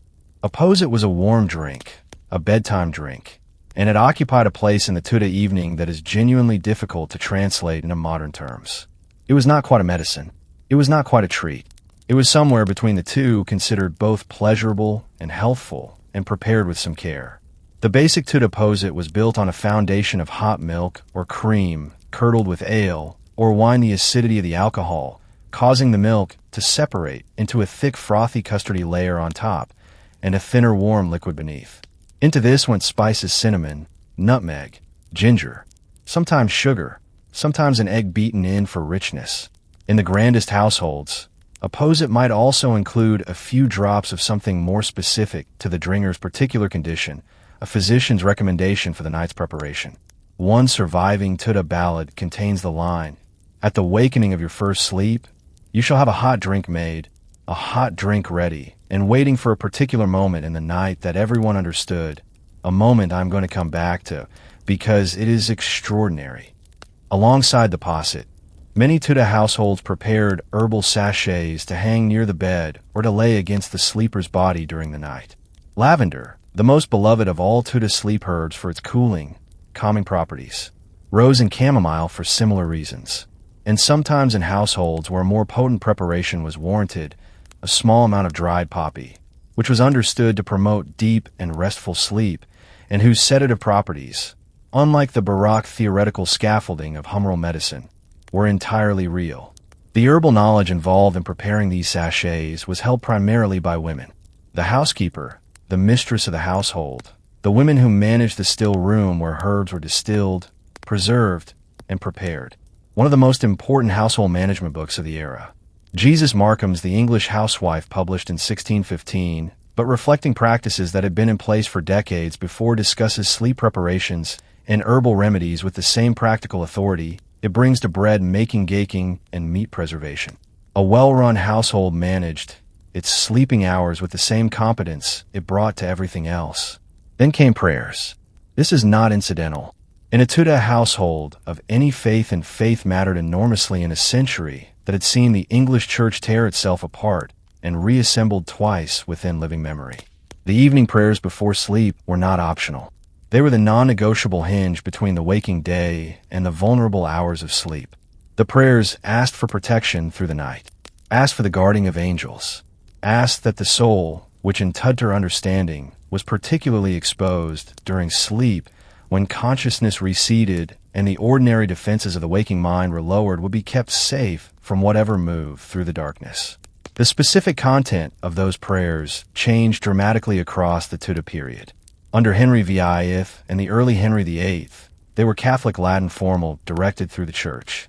Under Edward VI, the Protestant reform swept away the Latin Mass and replaced it with an English-language liturgy that emphasized direct personal address to God. Under Mary I, the Latin Mass returned.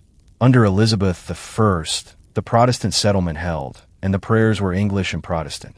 But through all of it, through the religious upheaval that divided families, ended friendship, sent people to their deaths, the prayers before sleep persisted.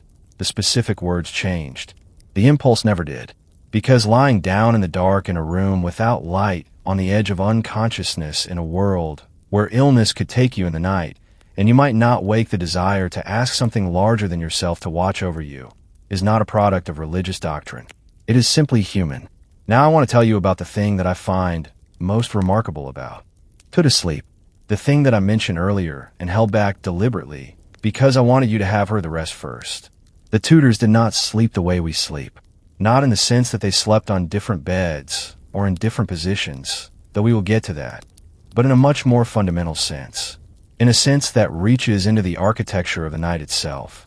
For most of human history, including all of the Tudor period, people did not sleep in a single consolidated 8-hour block. They slept in two. A historian named Roger Curge spent years cataloging references in literature diaries, medical texts, court records, and letters from across the centuries. And what he found buried so deeply in the historical record that it had stopped being visible, because it had become invisible in the way that the most ordinary things always do, was something remarkable. People referred casually and without explanation to their first sleep and their second sleep, not as unusual, not as something requiring comment, as the completely normal, universally understood structure of the night. Here's how it worked. After the evening's final activities, the posset drunk, the prayer said, the candles extinguished, a Tudor person went to bed and fell into what they called their first sleep. This first sleep lasted roughly 4 hours, taking them from around 9 or 10 in the evening to sometime near midnight or the early hours of the morning. And then they woke up naturally, without alarm, without distress. Because waking up at midnight was not insomnia in Tudor England. It was simply the natural transition point of the night.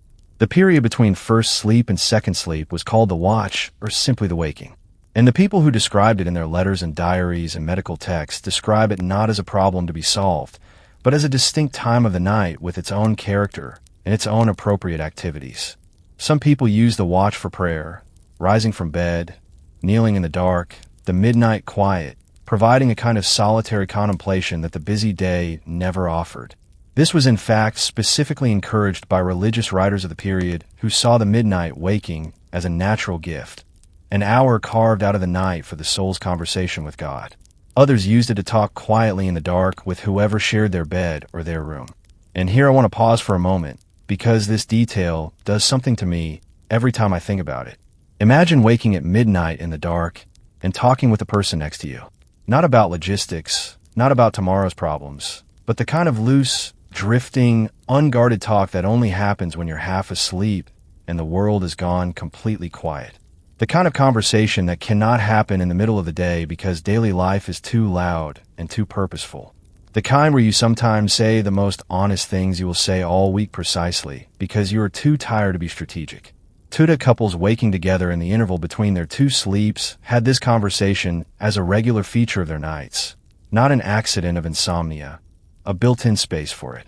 The 16th century French physician Laurent Hubert, a medical writer whose observations about daily life are remarkably candid, noted that working people's bedroom activities after their first sleep were notably more enjoyable than at other times, attributing this to the particular state of the body at that hour, rested from the first sleep, not yet tired by the day ahead. I will leave the full implications of that observation to your imagination. Others in the watch wrote, scholars and poets who found the midnight interval uniquely productive, the house silent, the mind in an unusually receptive state between sleep and full wakefulness.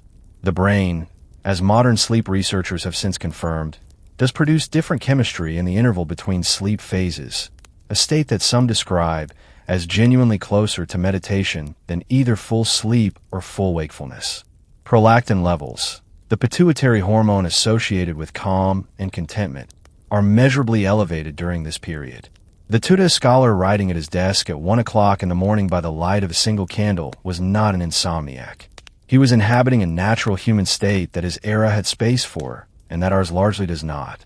Here is a question I genuinely want to ask you, and not rhetorically.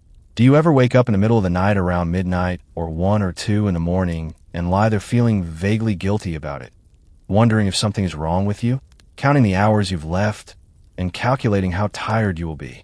If you do, you are in the company of millions of people who do the same thing, and who have been told by the entire apparatus of modern sleep science and sleep product marketing that consolidated 8-hour sleep is the standard to achieve, and anything that deviates from it is a problem. But what if the deviation is not the problem? What if what you are experiencing in those quiet midnight hours is simply an old pattern of the human night reasserting itself? A pattern so ancient it appears in Virgil's Aeneid and Homer's Odyssey and the medieval ballads of Tudor England. A pattern that only began to disappear in the 19th century when artificial lighting extended the evening until so late that the first sleep arrived at midnight rather than 9, and the interval between sleeps was lost because there was no longer room for it. In a shortened night, Roger Eckers, whose research uncovered all of this, has noted that many people who suffer from what modern medicine calls middle-of-the-night insomnia, the distressing experience of waking at midnight and lying awake for an hour, report feeling considerably less anxious about it. Once they learn that their bodies may simply be doing what human bodies have always naturally done, the anxiety makes the wakefulness worse. The wakefulness without anxiety, the Tudor wakefulness which was expected and given its own name and its own activities, was something else entirely. All of which brings us back to the Tudor bed itself. Because there is one more thing about Tudor sleeping that deserves its own moment, and it is the strangest of all. Some Tudor people slept sitting up, not because they were uncomfortable or had fallen asleep in a chair, but deliberately in beds specifically designed to allow a semi-upright position, held in place by extra pillows piled high against the headboard. This was for certain categories of Tudor person medically recommended. The reasoning came from the same humoral theory that governed everything else. Lying fully flat was believed to allow the stomach's contents to settle in a way that impeded good digestion and sent vapors too freely to the brain. A more upright position kept the body systems in better order through the night. And there is a tradition of thought, not entirely without medical basis, as anyone who suffers from acid reflux will confirm, that sleeping slightly elevated does in fact reduce certain kinds of nighttime discomfort. Whether it worked for digestion or not, the image of it stays with me. Someone in a great Tudor house propped against their pillows in the canopied darkness of their bed curtains. In that quiet hour between first and second sleep, awake in the dark, the house silent around them, praying perhaps, or thinking, or talking quietly to whoever shared the bed, doing what human beings have always done in the middle of the night in the small, quiet space that belongs to no one but the sleeper, and whatever thoughts arrive in the dark. And now at last we've reached the bed itself, which in Tudor England was not simply a piece of furniture. It was in some households the most valuable object in the house. an object of such significance that it was named in wills, passed down through generations, used as a setting for some of the most important moments of a person's life, and understood to be surrounded by a whole world of meaning and belief that we have almost entirely forgotten. That world is what waits for us next. And I promise you, it is stranger and more beautiful than you are expecting, right? Let me ask you something before we go any further. What's the most expensive thing in your home? Think about it for a second. Your car, maybe a piece of technology, perhaps some jewelry that belonged to someone you loved. For most people reading this in a modern world, the answer involves something electronic, something with an engine, or something made of precious metal. For a Tudor household of moderate prosperity, a craftsman's family, a Iman farmer, a minor gentleman, the most expensive object they owned was almost certainly none of those things. It was the bed, not the house, not the livestock, not the accumulated silver. The bed, the actual physical structure where they slept with its frame and its hanging curtains and its carefully layered bedding. In many households, the best bed was worth more than half of everything else in the room combined.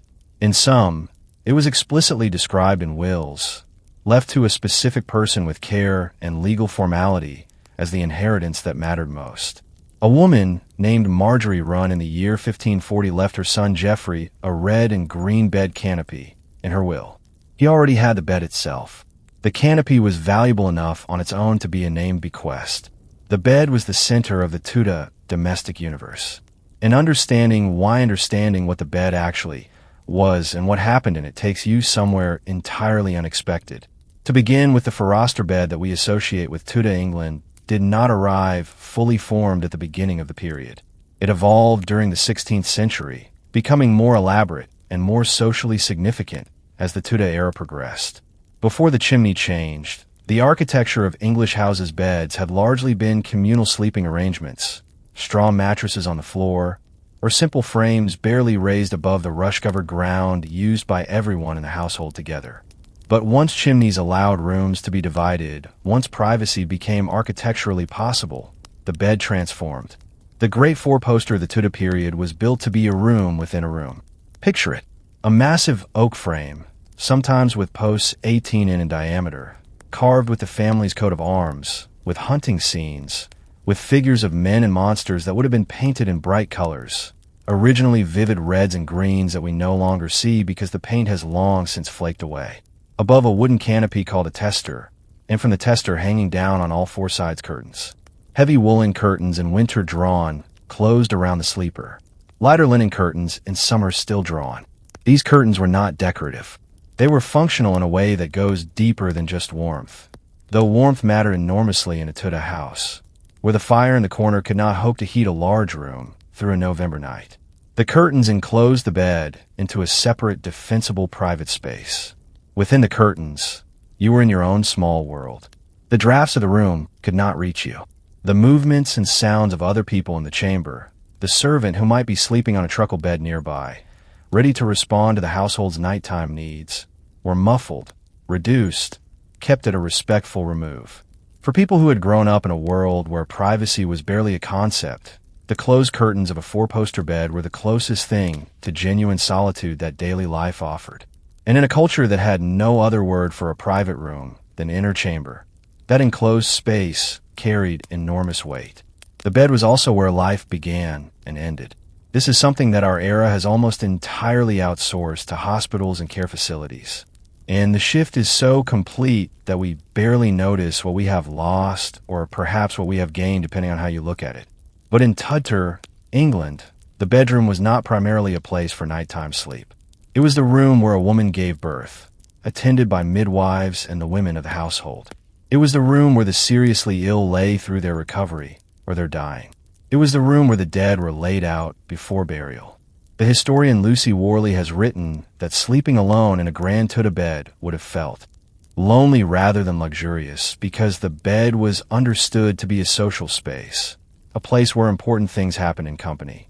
When a noble Tudor woman received visitors in the morning, the formal morning reception that was part of the social calendar of the great household, she often received them from her bed, sitting against her pillows in her finest nightgown and cap, conducting business and conversation from this elevated canopied position that carried its own kind of authority.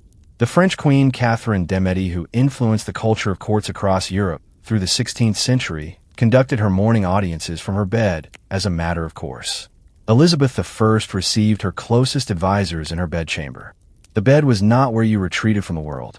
It was one of the world's primary social locations. Now, let me tell you about the Great Bed of Ware, because it is one of my favorite objects in all of Tudor history, and I think it deserves more attention than it usually gets. Sometime around the year 1590, a carpenter named Jonas Fosbrook, working in Ware, a market town in Hertfordshire, about 22 miles north of London, built a bed. He was not building it for a nobleman's great house. He was building it for an inn. In his brief, as best as historians can reconstruct, it was essentially make it extraordinary. Make it something people will come to see. Make it a reason to stop at this particular inn on the road between London and Cambridge rather than any of the other inns along the route. What Jonas Fosbrook built was a bed 10 feet wide and 11 feet long, over 3 m in each direction. A bed that could, according to contemporary reports, accommodate 4 couples simultaneously, 8 people, all sleeping in the same elaborate oak structure. It worked. The Great Bed of Ware became one of the most famous objects in Elizabethan England. William Shakespeare mentioned it in Twelfth Night, written in 161, a letter described as big enough for the Bed of Ware. The playwright Ben Jonson referenced it in 1599. Travelers went out their way to stay at the inn specifically to sleep in the famous bed, and they left proof of their visit, carved initials still visible today in the bedposts and headboard, wax seals pressed into the wood as personal signatures, a guest book made of oak. The Great Bed of Ware is now in the Victoria and Albert Museum in London, where it was purchased in 1931 for £4,000, 4 times the entire annual acquisitions budget of the furniture department at the time. The museum considered it worth it. I find this whole story endlessly charming. An innkeeper in a small English town commissioned what was essentially the world's first viral marketing campaign, built entirely out of oak and curtains. Come stay at our inn, because we have the most remarkable bed you have ever seen. And it worked for over 300 years. The bed outlasted its inn, outlasted its town's original reputation, outlasted the entire social structure that created it. It now sits in a museum where over 1 million people walk past it every year. Jonas Fosbrook understood his audience. Let me tell you something that surprises almost everyone when they hear it for the first time. Do you think you would find it strange to share your bed with a person you'd never met in Tudor England? This was entirely normal. Co-sleeping with strangers at shared lodgings and households where space was scarce was not considered unusual or uncomfortable. It was simply the practical reality of a world where beds were expensive, rooms were few, and travelers needed somewhere to sleep. The English even had a specific word for it, to pig, to sleep crowded together with others in a single bed, each person keeping to their allotted side. The rules of being a considerate bedfellow were taken seriously. You were not to hog the blankets. You were not to thrash about and disturb your companion. You were to stay on your own half and conduct yourself with appropriate quiet. One 16th century English poet named Andrew Buckley complained with considerable feeling about bedfellows who buck and babblesome cometh drunk to bed, which tells you 2 things: that he had encountered this problem personally, and that it was common enough to complain about in published verse. Even at the highest social level, sharing a bed carried no necessary implication of intimacy. Kings hosted honored guests in their own bedchambers, offering a place in the royal bed as a mark of extraordinary trust and favor. Medieval and Tudor chronicles record kings sharing beds with ambassadors, allies, and valued companions as a gesture of closeness and political solidarity. What feels to modern eyes like an almost incomprehensible degree of intimacy was in the Tudor world simply how beds worked. And the reason has everything to do with the bed curtains.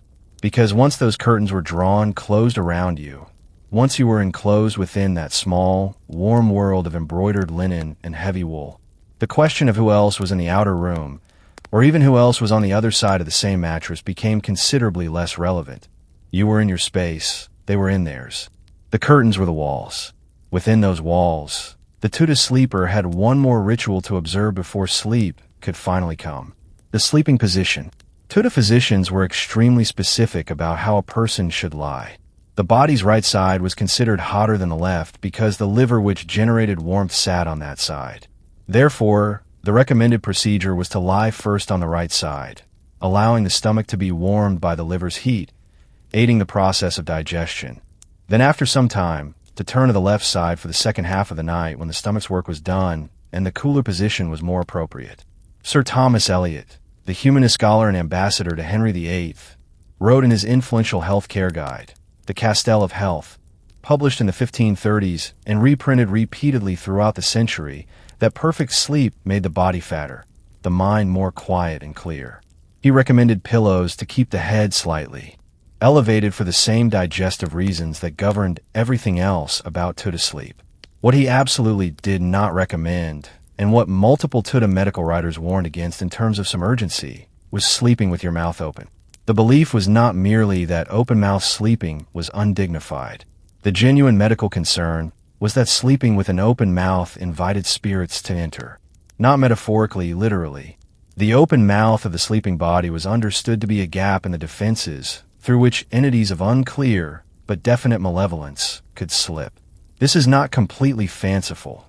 By the way, when you consider what it felt like to wake from a nightmare in an era before electric light, before any understanding of sleep paralysis in a room that was genuinely pitch dark and genuinely cold and genuinely filled with sounds that could not easily be explained. The terror that came with a bad dream in Tudor England was a terror without modern vocabulary for it. People reached for the vocabulary they had, and the vocabulary they had included spirits.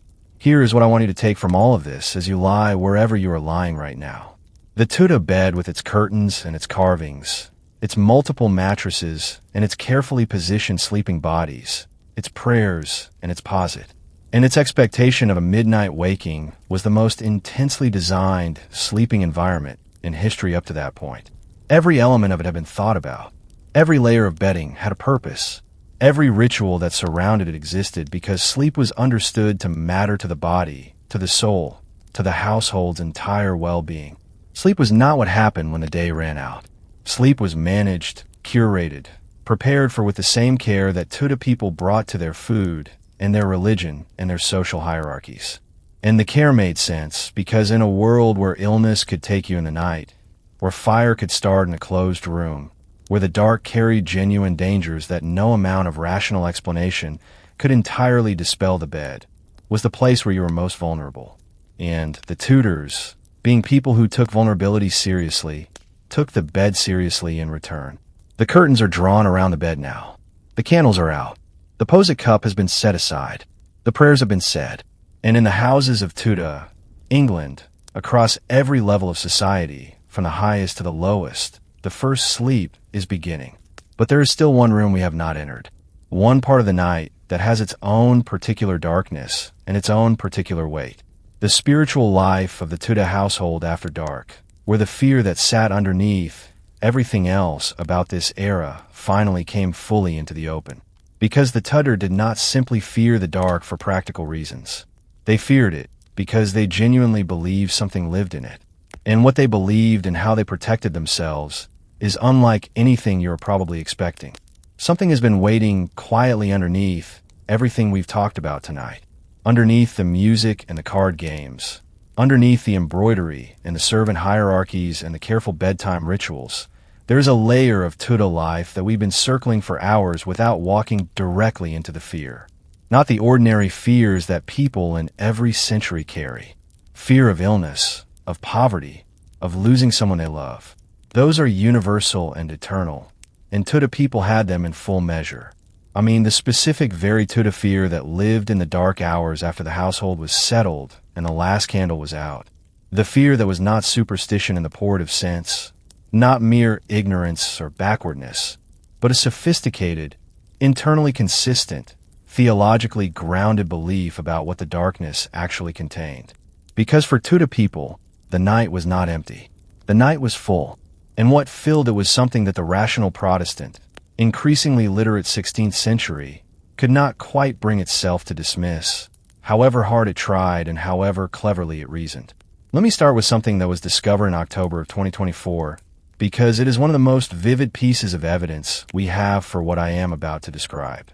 Gainsborough Old Hall, a medieval manor house in Lincolnshire, the kind of place where Tudor history seeps through every beam and threshold, had been cared for by a volunteer named Rick Barry for nearly 20 years. He knew the building intimately. He had walked its halls and corridors hundreds of times, and then one day he noticed something he had never noticed before. A carving in the wood, a small deliberate marking near one of the doorways. He looked again, looked more carefully, and then he spent 2 years mapping what he found, because once he started looking, he could not stop finding them. By the end, he had documented around 20 carvings at the old hall. Circles with petals inside, like geometric daisies, scratched into the oak beams with some kind of sharp tool. Overlapping letter versus pen tangles. Symbols concentrated near the doorways, the fireplaces, the windows, every opening in the building where something might enter from outside. Rick Bry described his discovery as astonishing, and I think that word understates it, because what he found were not unique to Gainsborough Old Hall. These same marks, known formerly as apotropaic marks, from the Greek phrase for turning away evil, have been found in hundreds of buildings across England, in churches and manor houses and cottages, in caves and in barns scratched into wood and stone and plaster by the people who lived and worked inside. Historic England's appeal for information on these marks in 2016 received over 600 responses from members of the public, each one reporting markings in their own local buildings. They are everywhere if you know what to look for.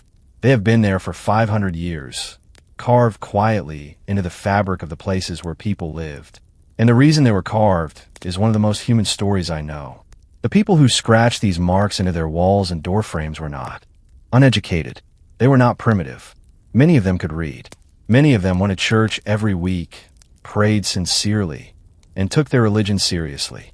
They were people not entirely different from us, living lives of considerable complexity and sophistication. And they genuinely, fully, without reservation, believed that at night, especially at night, when the protective light of day was gone and the household was vulnerable in sleep, something moved. The word apotropaic is academic and somewhat cold. What it describes is anything but. These marks were protection. They are drawn near doorways because doorways were the places where evil spirits were believed to enter. Near fireplaces because the chimney was an obvious route from the outside world into the protected interior of the home. Near windows, those expensive new glass windows that were a Tudor status symbol, because any opening in a wall was an opening for something more than air and light. The most common design, the daisy wheel or hexafoil, was drawn with a compass, the same tool used for geometry. 6 interlocking circles forming a 6-plead flower. It is believed that demons encountering the figure would feel compelled to follow the line, and being trapped in an endless loop could progress no further into the house. A demonic fly trapped by mathematics. There is something almost affectionate about this idea. Not naive. The people who drew these marks were not naive, but humane. The recognition that even evil has a weakness, that even the most frightening thing can be tricked by the right shape drawn in the right place. The letter V marks, overlapping V's, were known as Marian marks. The initials of the Virgin Mary, or of the phrase Virgins of Virgins, invoked as protection in the centuries before the Reformation, even after the Protestant settlement, removed the Virgin Mary from her central place in English religious life. The marks continue to be carved. Some habits of protection are older than theology, but the marks on the walls were only part of it, because Tudor protective practices also went into the house's fabric in a different and considerably more surprising way. Shoes, single shoes, almost always single, almost always worn, almost always small, have been found hidden inside Tudor houses in extraordinary numbers. Behind fireplace surrounds, inside wall cavities, beneath floorboards stuffed into roof spaces and ceiling timbers. The collection at Northampton Museum contains hundreds of examples of these concealed shoes found in buildings across England. Historic England's researchers note that hiding shoes in chimneys, under floors, and around a building's openings have been practiced regularly across Europe since the 16th century. Why shoes? The honest answer is that we're not entirely sure. The best current theory is that a worn shoe shaped to its owner's foot carried something of that person's essence, their form, their presence, their warmth, hidden near the vulnerable openings of the house. It might serve as a kind of spiritual stand-in, confusing or deterring whatever entity sought entry. As if to say, someone is already here. This space is occupied. Move along. I find this detail genuinely moving, and I have spent some time trying to understand why. I think it is because there is something deeply recognizable about it. The impulse to leave something of yourself in the places you want to protect, to say, I was here. I care about this place. I try to keep the people inside it safe. The shoes were worn. They smelled of the person who wore them. They held the exact shape of someone's foot, and they were placed carefully, deliberately, in the dark spaces of the house where no one would see them, but where it was believed they would do their work through the night. And then there were the witch bottles. A witch bottle was a glass or stone ware vessel, often a distinctive rounded jug called a Bellarmine bottle, made in Germany and widely traded across Tudor Europe, that was filled with specific materials and buried usually under the threshold of a door or beneath the hearth. Inside the bottle, iron nails, iron pins, sometimes bent out of shape, a piece of felt cut into the shape of a heart, often pierced with the nails and pins, and sometimes human urine. This was not a joke and not a casual superstition. It was a deliberate, specific piece of counter-magic practiced across wide areas of England during the Tudor and later periods. The logic was this.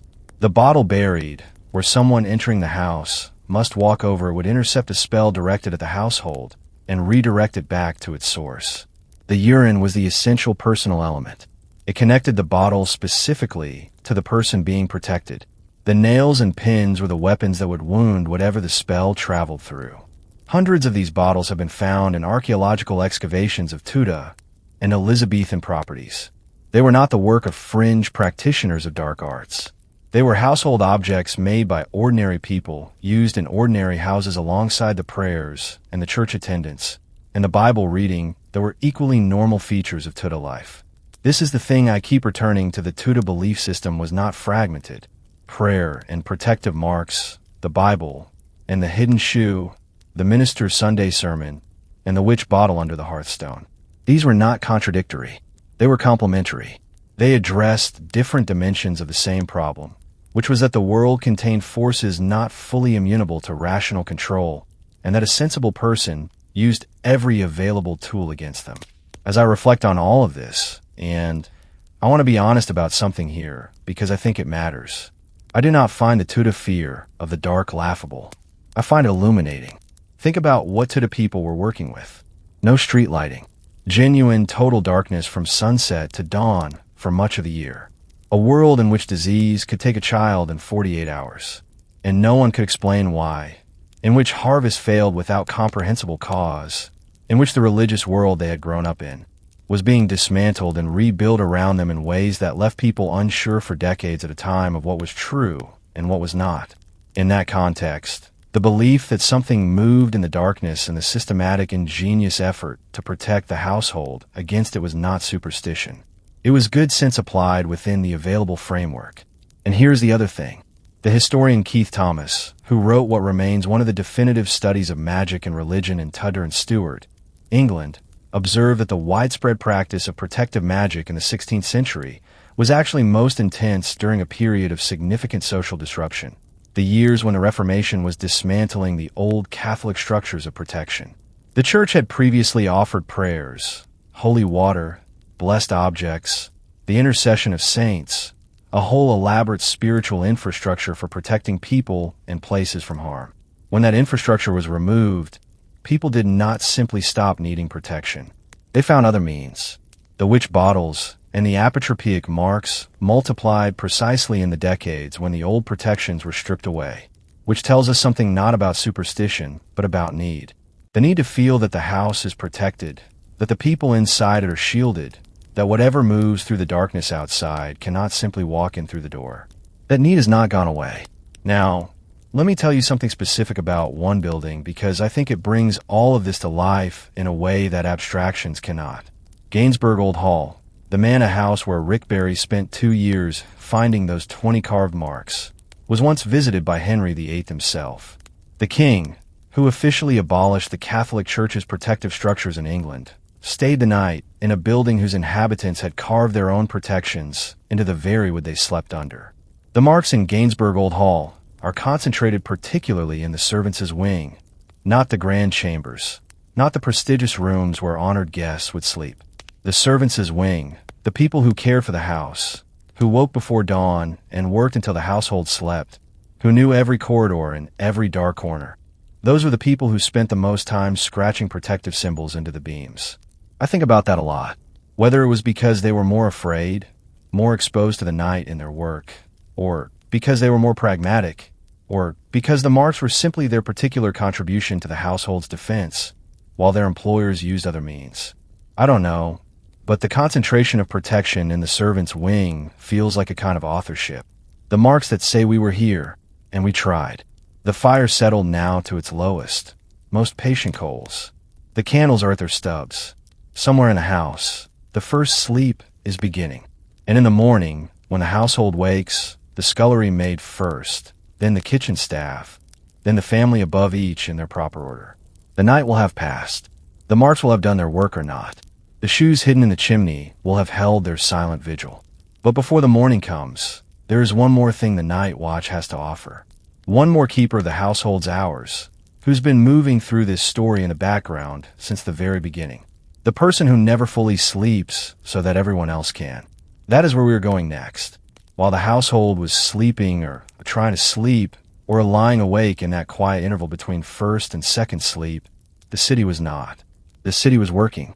And this is the part of the Tudor night that almost no one talks about, because it is the part that happened out of sight of the household in the streets and passages and alleys and dark places that the respectable members of Tudor society generally try not to think too hard about. The night shift of Tudor England running in parallel to the household sleeping hours was a whole separate economy, strange, essential, and in some cases is quite literally impossible to conduct in daylight. Let me introduce you to the people who made the Tudor night function. The most visible figure moving through Tudor streets after dark, the one whose presence you would actually hear long before you saw him, was the night watchman. His job had existed in English towns since at least the 13th century, when the anxieties created by darkness first gave rise to organized civic responses to it. By the Tudor period, the night watch was a formalized institution, a rotation of able-bodied men drawn from the householders of each parish, who were legally required to serve in turns as the city's nighttime guardians. Legally required, I should note, with roughly the enthusiasm that modern people bring to jury duty. From the very beginning, wealthier householders were finding ways to pay substitutes to take their place. Some men made a reasonable living doing exactly this, standing in for a succession of civic-minded but otherwise occupied neighbors, walking the same routes night after night, calling out the hours, carrying a lantern, and a staff watching for anything that seemed wrong. What did wrong look like on a Tudor street after midnight fires? Above all, the night watchman was at his core a fire alarm. In a city of timber buildings, packed closely together, a fire spotted early could be contained. A fire discovered too late could eat the block. The watchman's job was to be awake and moving and alert when everyone else was not to be the first set of eyes on anything that smoldered. Beyond fire, he watched for people. The Tudor understanding of the night street was that anyone who had legitimate business had already completed it before dark. Anyone still abroad after the curfew bell should be able to account for themselves. The watchman was empowered to stop suspicious characters, question them, and if the answers were unsatisfactory, detain them until morning. This power was exercised with varying degrees of competence and dedication. Historical records from the Tudor and Elizabethan period give us an affectionately mixed picture of the night watch. Some watchmen were diligent and reliable, their presence genuinely deterring the wrong sort of behavior. Others were, let us say, easily persuaded to look the other way by the presentation of a few coins, and a notable number of them, as one 17th century account records, were discovered to have spent their shift drinking and taking tobacco all night long in a nail house, which is both deeply human and not entirely what they were being paid for. Shakespeare himself gives us a portrait of the night watch in Much Ado About Nothing. The Constable Dogberry and his bumbling companions who somehow managed to stumble into the truth of the villain's plot through a combination of accident and incompetence that feels entirely true to life. It is played for comedy, but the comedy only works because the audience knew what a night watchman was, what he was supposed to do, and the considerable gap that sometimes existed between that ideal and the person who actually showed up for the job. What I find most striking about the Tudor night watch, though, is not his individual effectiveness.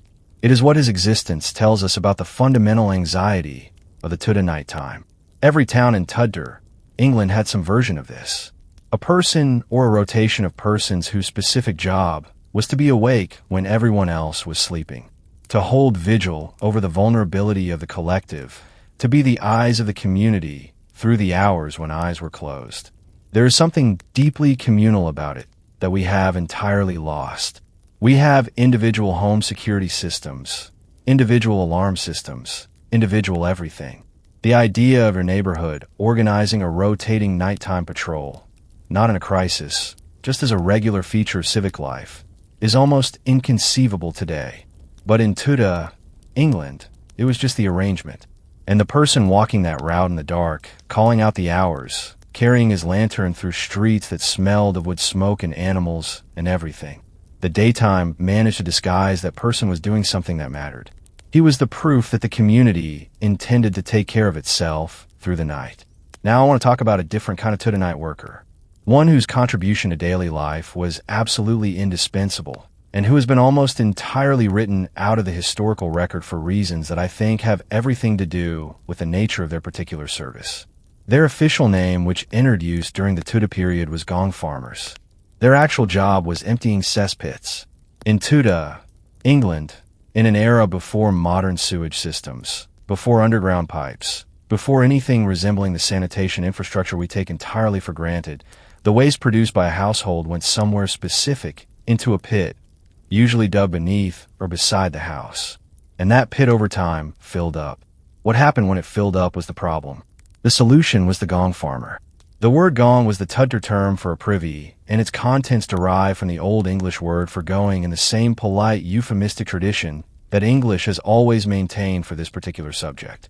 And the farmer of gongs was the person whose job it was to go into the pit and get the contents out. They were only permitted to work at night between 9 o'clock in the evening and 5 o'clock in the morning, strictly within the hours when the streets were empty, and the decent citizens of Tudor England were safely in their beds, and therefore unable to see or smell the process by which their city remained habitable. By day, the gong farmer was invisible, sleeping in the specific district of the town where people of their profession were required to live away from the more respectable areas. By night they worked. The records of Hampton Court under Elizabeth I tell us that gong farmers were paid 6 pence a day, which was in the context of the period a reasonable wage, better than many laborers earned. The compensation acknowledged the particular unpleasantness of the work without entirely elevating the status of those who performed it, because the work was not just unpleasant. It was genuinely dangerous.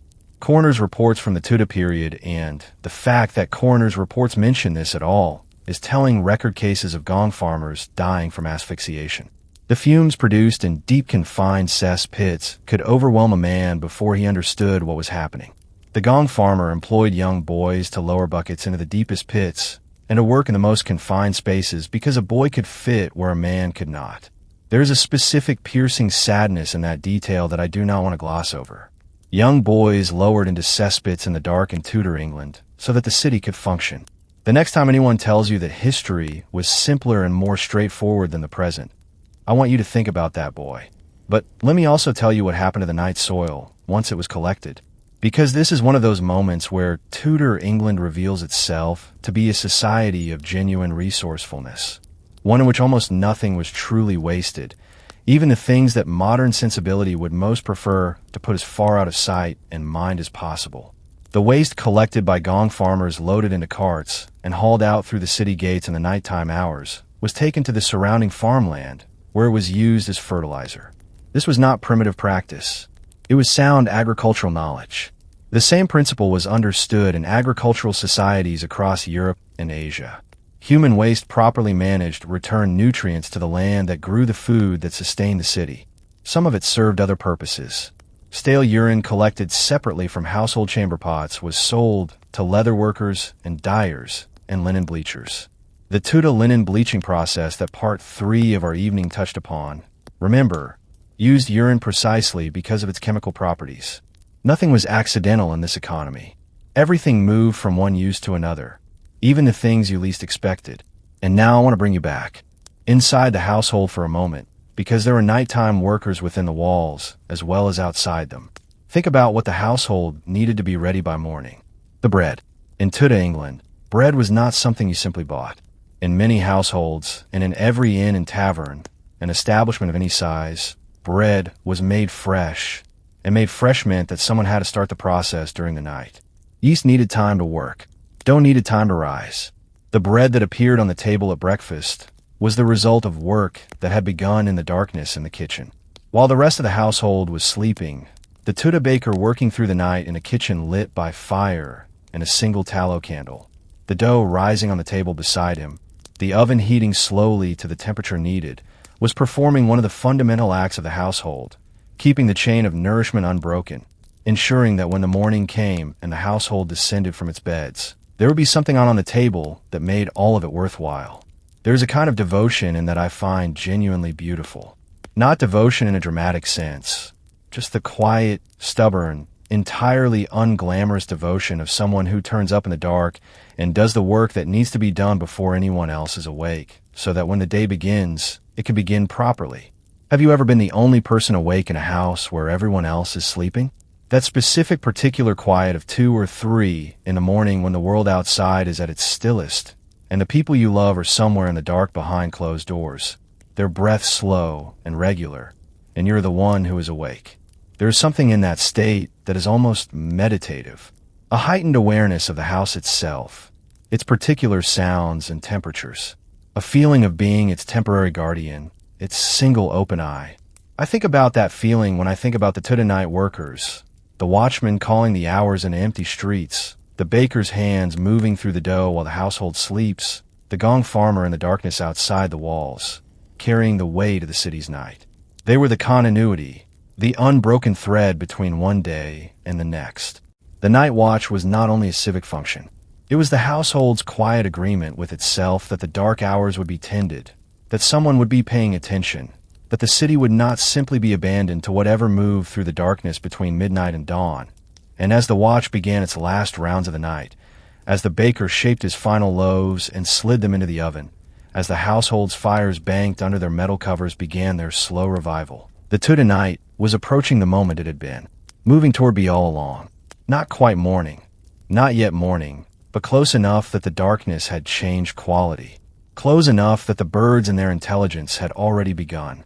And in the houses of Tudor England, the great hall and the servant's chamber, the tapestry bedroom, and the kitchen, something was beginning that is the subject of the final part of our story. Not just what the evening was, but what it meant. What the quiet hours after work tell us about these people. What their evenings reveal that their daylight hours obscured. What after 10 parts of exploring the Tudor night together, we can finally say about who they actually were. The evening is almost over. Not just this evening, the Tudor evening we've been moving through together for the past 11 parts of this story, but the evening is a concept, the quiet hours, the time between supper and sleep, and whatever came after sleep, and before the world remembered itself and started again. And before I say what I actually want to say about all of it, I want to do something slightly unusual for the last part of a story like this. I want to ask you what you noticed. Not as an exam, not rhetorically, but genuinely, as I've been building this picture across these hours, piece by piece, room by room, hearth by hearth, was there a moment that surprised you, a detail that lodged in you somewhere unexpectedly? Because the thing about spending a long time inside someone else's daily life is that eventually something shifts. You stop seeing them as historical subjects and start seeing them as people. And when that happens, you start noticing things that the broad strokes of history almost always miss. I want to spend our last part on what those things are. We began this story with a bell, a single bell ringing across a Tudor town at 8 o'clock in the evening, and a world that folded itself inward in response. We said that the end of the Tudor day had a sound, and that was nothing like the way our days end. Not a gradual drift, not an algorithm's steady supply of one more thing to watch, but a definite audible signal that one chapter was closing and another quieter one beginning. And then we walked through that chapter room by room. We sat at the supper table and watched the elaborate theater of the voiding of the tables, the ceremony of the cloth and the perfumed water, the political geography of the salt cellar that told everyone in the room exactly where they stood. All of that unspoken social knowledge encoded into a single object that sat in the middle of every important Tudor meal. We watched the candles being lit, watched the expensive beeswax glow in the grand houses, while the tallow sputtered and smoked in the modest ones, and the rush light lasted 20 minutes in the poorest cottages and families pooled their resources to share a single flame on winter evenings, sitting together in someone's kitchen for the warmth and light they could not afford alone. We listened to John Dowland play his falling heartbreaking notes on the lute. We sat with the extraordinary social fact that in Tudor England music was not entertainment for passive consumption, but a skill you were expected to possess and contribute. That a party guest who could not read their part from the music books and sing their line was a source of genuine embarrassment. That the music made around a Tudor table after supper in the candlelight was a thing people made together rather than something that happened at them. We watched the cards being shuffled and the dice being passed, and counted the sum of Henry VIII gambling losses, £3,243, and some change across 3 years, and noted the magnificent hypocrisy of a king who issued proclamations forbidding his subjects to gamble, while himself being by all accounts spectacularly bad at the very game he was playing. We went downstairs into the servants' hall, and discovered that the world below stairs was not simply the household shadow, but its own complete society with its own hierarchy, its own ambitions, its own currency of silence and discretion, and its own remarkable power that no one in authority officially acknowledged, and everyone understood perfectly well. We sat with Mary, Queen of Scots, in a candle-lit room, stitching a ginger cat toying with a gray mouse into a panel of needlework while guards stood at the door and thought she was passing the time. We learned that the Tudors slept in 2 pieces. Not the consolidated 8-hour block we've been told since childhood is the natural and healthy way to sleep, but a first sleep and a second sleep with a quiet hour between them that belonged to no clock and no obligation, only to whatever the mind needed to do at midnight when it was neither fully asleep nor fully awake. We discovered that the walls of Tudor houses were not bare. They were carved and scratched and marked with symbols that have no modern equivalent, whose closest translation might be something like "we live here." And we try to protect the people we love. And we left this mark so that protection would continue after we were gone. We walked with the night watchman through empty streets, calling the hours to no one in particular. We understood without anyone having to say it that his presence was the city's way of holding itself together through the dark. Now, having done all of that, what is it exactly that the Tudor evening actually was? I have been thinking about this question since we started, and I want to try to answer it properly.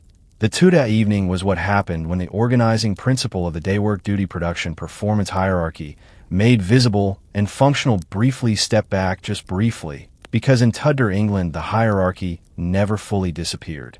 You ate your supper in the right seat at the right distance from the salt, in the right order, with the right number of servants attending you. You played your part song in your assigned voice. Your servants ate the leftovers of your table in the order their own hierarchy dictated. Even the night watchman walked a route that was determined by the ward he'd been assigned. The structure was always present. But in the evening, in the fire-lit parlor, in the private chamber, where the needlework circle gathered in the interval between first and second sleep, when a person lay in the dark with their own thoughts, there was also something else, a small space that the structure did not entirely fill, a crack in the formal surface through which something more private and more human came through. And it is in those cracks that the Tudor people become most vivid to me. There's a detail I've been saving for this moment, because I think it captures something essential, and I want to have the whole evening behind us before I offered it. In the year 1559, a young woman named Elizabeth was preparing for bed in a private room of a London house. She was not yet queen that would come in weeks, but she was about to be. And in her private correspondence from this period, in the letters written during the weeks between her sister's death and her own coronation, there are glimpses of a person who is intensely privately human, in ways that the later image of Elizabeth the First rarely permits. She slept badly. She worried. She had specific nighttime fears that her maids were instructed to help her manage with prayers, and the particular herb she found calming and the precise arrangement of her bed curtains that she preferred.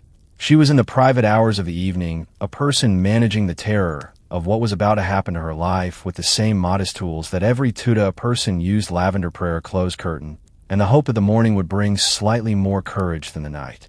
I find this detail extraordinary not because it makes Elizabeth I small, but because it makes her true. The gap between the magnificent public figure, the woman who would give that famous speech at Tilbury, who would rule England for 44 years, who would become one of the defining monarchs in English history, and the person lying awake in the dark before her coronation, Managing her fear with lavender sachets and prayers is not a contradiction. It is the whole of a human life visible. This is what the Tudor evening was finally. It was the place where the human being inside the social performance got to exist for a few hours without full costume. The great lord who sat at the head of the salt cellar and commanded the respect of everyone in his hall was also a person who woke at midnight and lay in the darkness. And in that darkness was not a lord at all, just a man with whatever was on his mind. The woman who embroidered her political resistance into silk thread, working patiently through the evening hours while guards stood at the door. She was also a person who needed to put her needle down when the pain in her hands became too much. Just a woman tired. The servant who carried the knowledge of everything and revealed none of it, whose silence was their professional achievement, and their daily sacrifice in the servants' hall after supper, eating the leftovers of someone else's table. They were briefly just themselves, talking to people who knew them, resting. This is the continuity I find when I look at the Tudor evening. Not continuity in customs or practices. Most of those have vanished, completely replaced by things that would be unrecognizable to any Tudor person alive. But continuity in the texture of what it feels like to be alive and to need at the end of a long day to set down the weight of who you are required to be and simply exist for a while. And here's the thing I want to leave you with as we come to the end of this story, and you are wherever you are right now in your bed or on your couch, or somewhere else where the day has finally loosened its hold enough that you have time for a story. You're doing something very old. The specific shapes are different. The platform is different. The voices are different. There are no tallow candles and no rush light. No Post-it cup going cold on the table. No closed curtains between you and the dark. But the impulse to sit with the day behind you in the quieter hours and hear something that takes you somewhere other than the immediate anxious present. That impulse is as old as fire and as persistent as the human need for company. The Tudor people we visited tonight were not simple. They were not primitive. They were not limited or unfeeling or less fully human than we are. They were people who lived in a world organized differently than ours, navigated dangers that were different from ours, held beliefs that were different from ours, and who in the evenings when the work bell stopped ringing gathered around their fires and made music and told stories and played games and stayed awake too long and went to bed with their fears, and woke in the night with their thoughts, and prepared every morning to do it all again. That is a life. Not a simple one. Not a safe one. Not a life I would trade mine for. If I'm honest, I'm quite attached to my electric lights, and my indoor plumbing, and my freedom from the sort of political and religious upheaval that made the Tudor period as fascinating as it was genuinely terrifying to live through. But a full life, a life with evenings in it that mattered. A final thought, and then I will let you sleep. There is a poem by the Elizabeth and writer Philip Sidney, one of the most celebrated writers of the Tudor period, a man who died in 1586 at the age of 31, which gives you some sense of how differently time moved in that century, that begins with a line I've loved since the first time I read it. Leave me, O love, which reaches but to dust, and thou my mind aspire to higher things. It is a poem about putting down the preoccupations of the day, about asking the busy, anxious, ambition-filled mind to set down what it has been carrying and aspire to something quieter and more lasting. He wrote it apparently in the evening hours, and it has been read by people in her evening hours for 440 years. That seems right to me. That seems like exactly what the evening is for. So here we are at the end of our night in Tudor, England. The fire has settled to its last warm coals. The candle has burned all the way down. The household is finally fully quiet. The servants in their rooms. The family behind their curtains. The watchman on his last round of the streets before the sky begins its slow change from black to gray to the particular pale gold that means the night is genuinely over. The bread is ready in the oven, and somewhere in a kitchen that smells of wood smoke and yeast and the particular piece of very early morning, someone is about to begin the work of lighting the new day's fire. Thank you for spending this evening with me. Genuinely, there's nothing I love more than building a story like this layer by layer, room by room, hour by hour, and then finding that at the end of it, you and I are both somewhere slightly different than where we started. A little more awake to the depth of the ordinary, a little more aware that the people who came before us were people with their card games, and their secret music, and their hidden shoes, and their midnight conversations, and their lavender sachets, and their fears. If this story found you at the end of a long day, I hope it made the transition from that day to sleep feel a little more like what the Tudors understood it to be. Not a simple off switch, but a passage, a threshold between the world of doing and the world of being. And if it kept you awake when you meant to be sleeping well, you're in very good historical company. The next journey we take together will carry us somewhere entirely different into another world, and another set of quiet hours full of people who never knew they would be remembered and who deserve to be. Rest well. The fire is banked, the curtains are drawn, and the night is yours.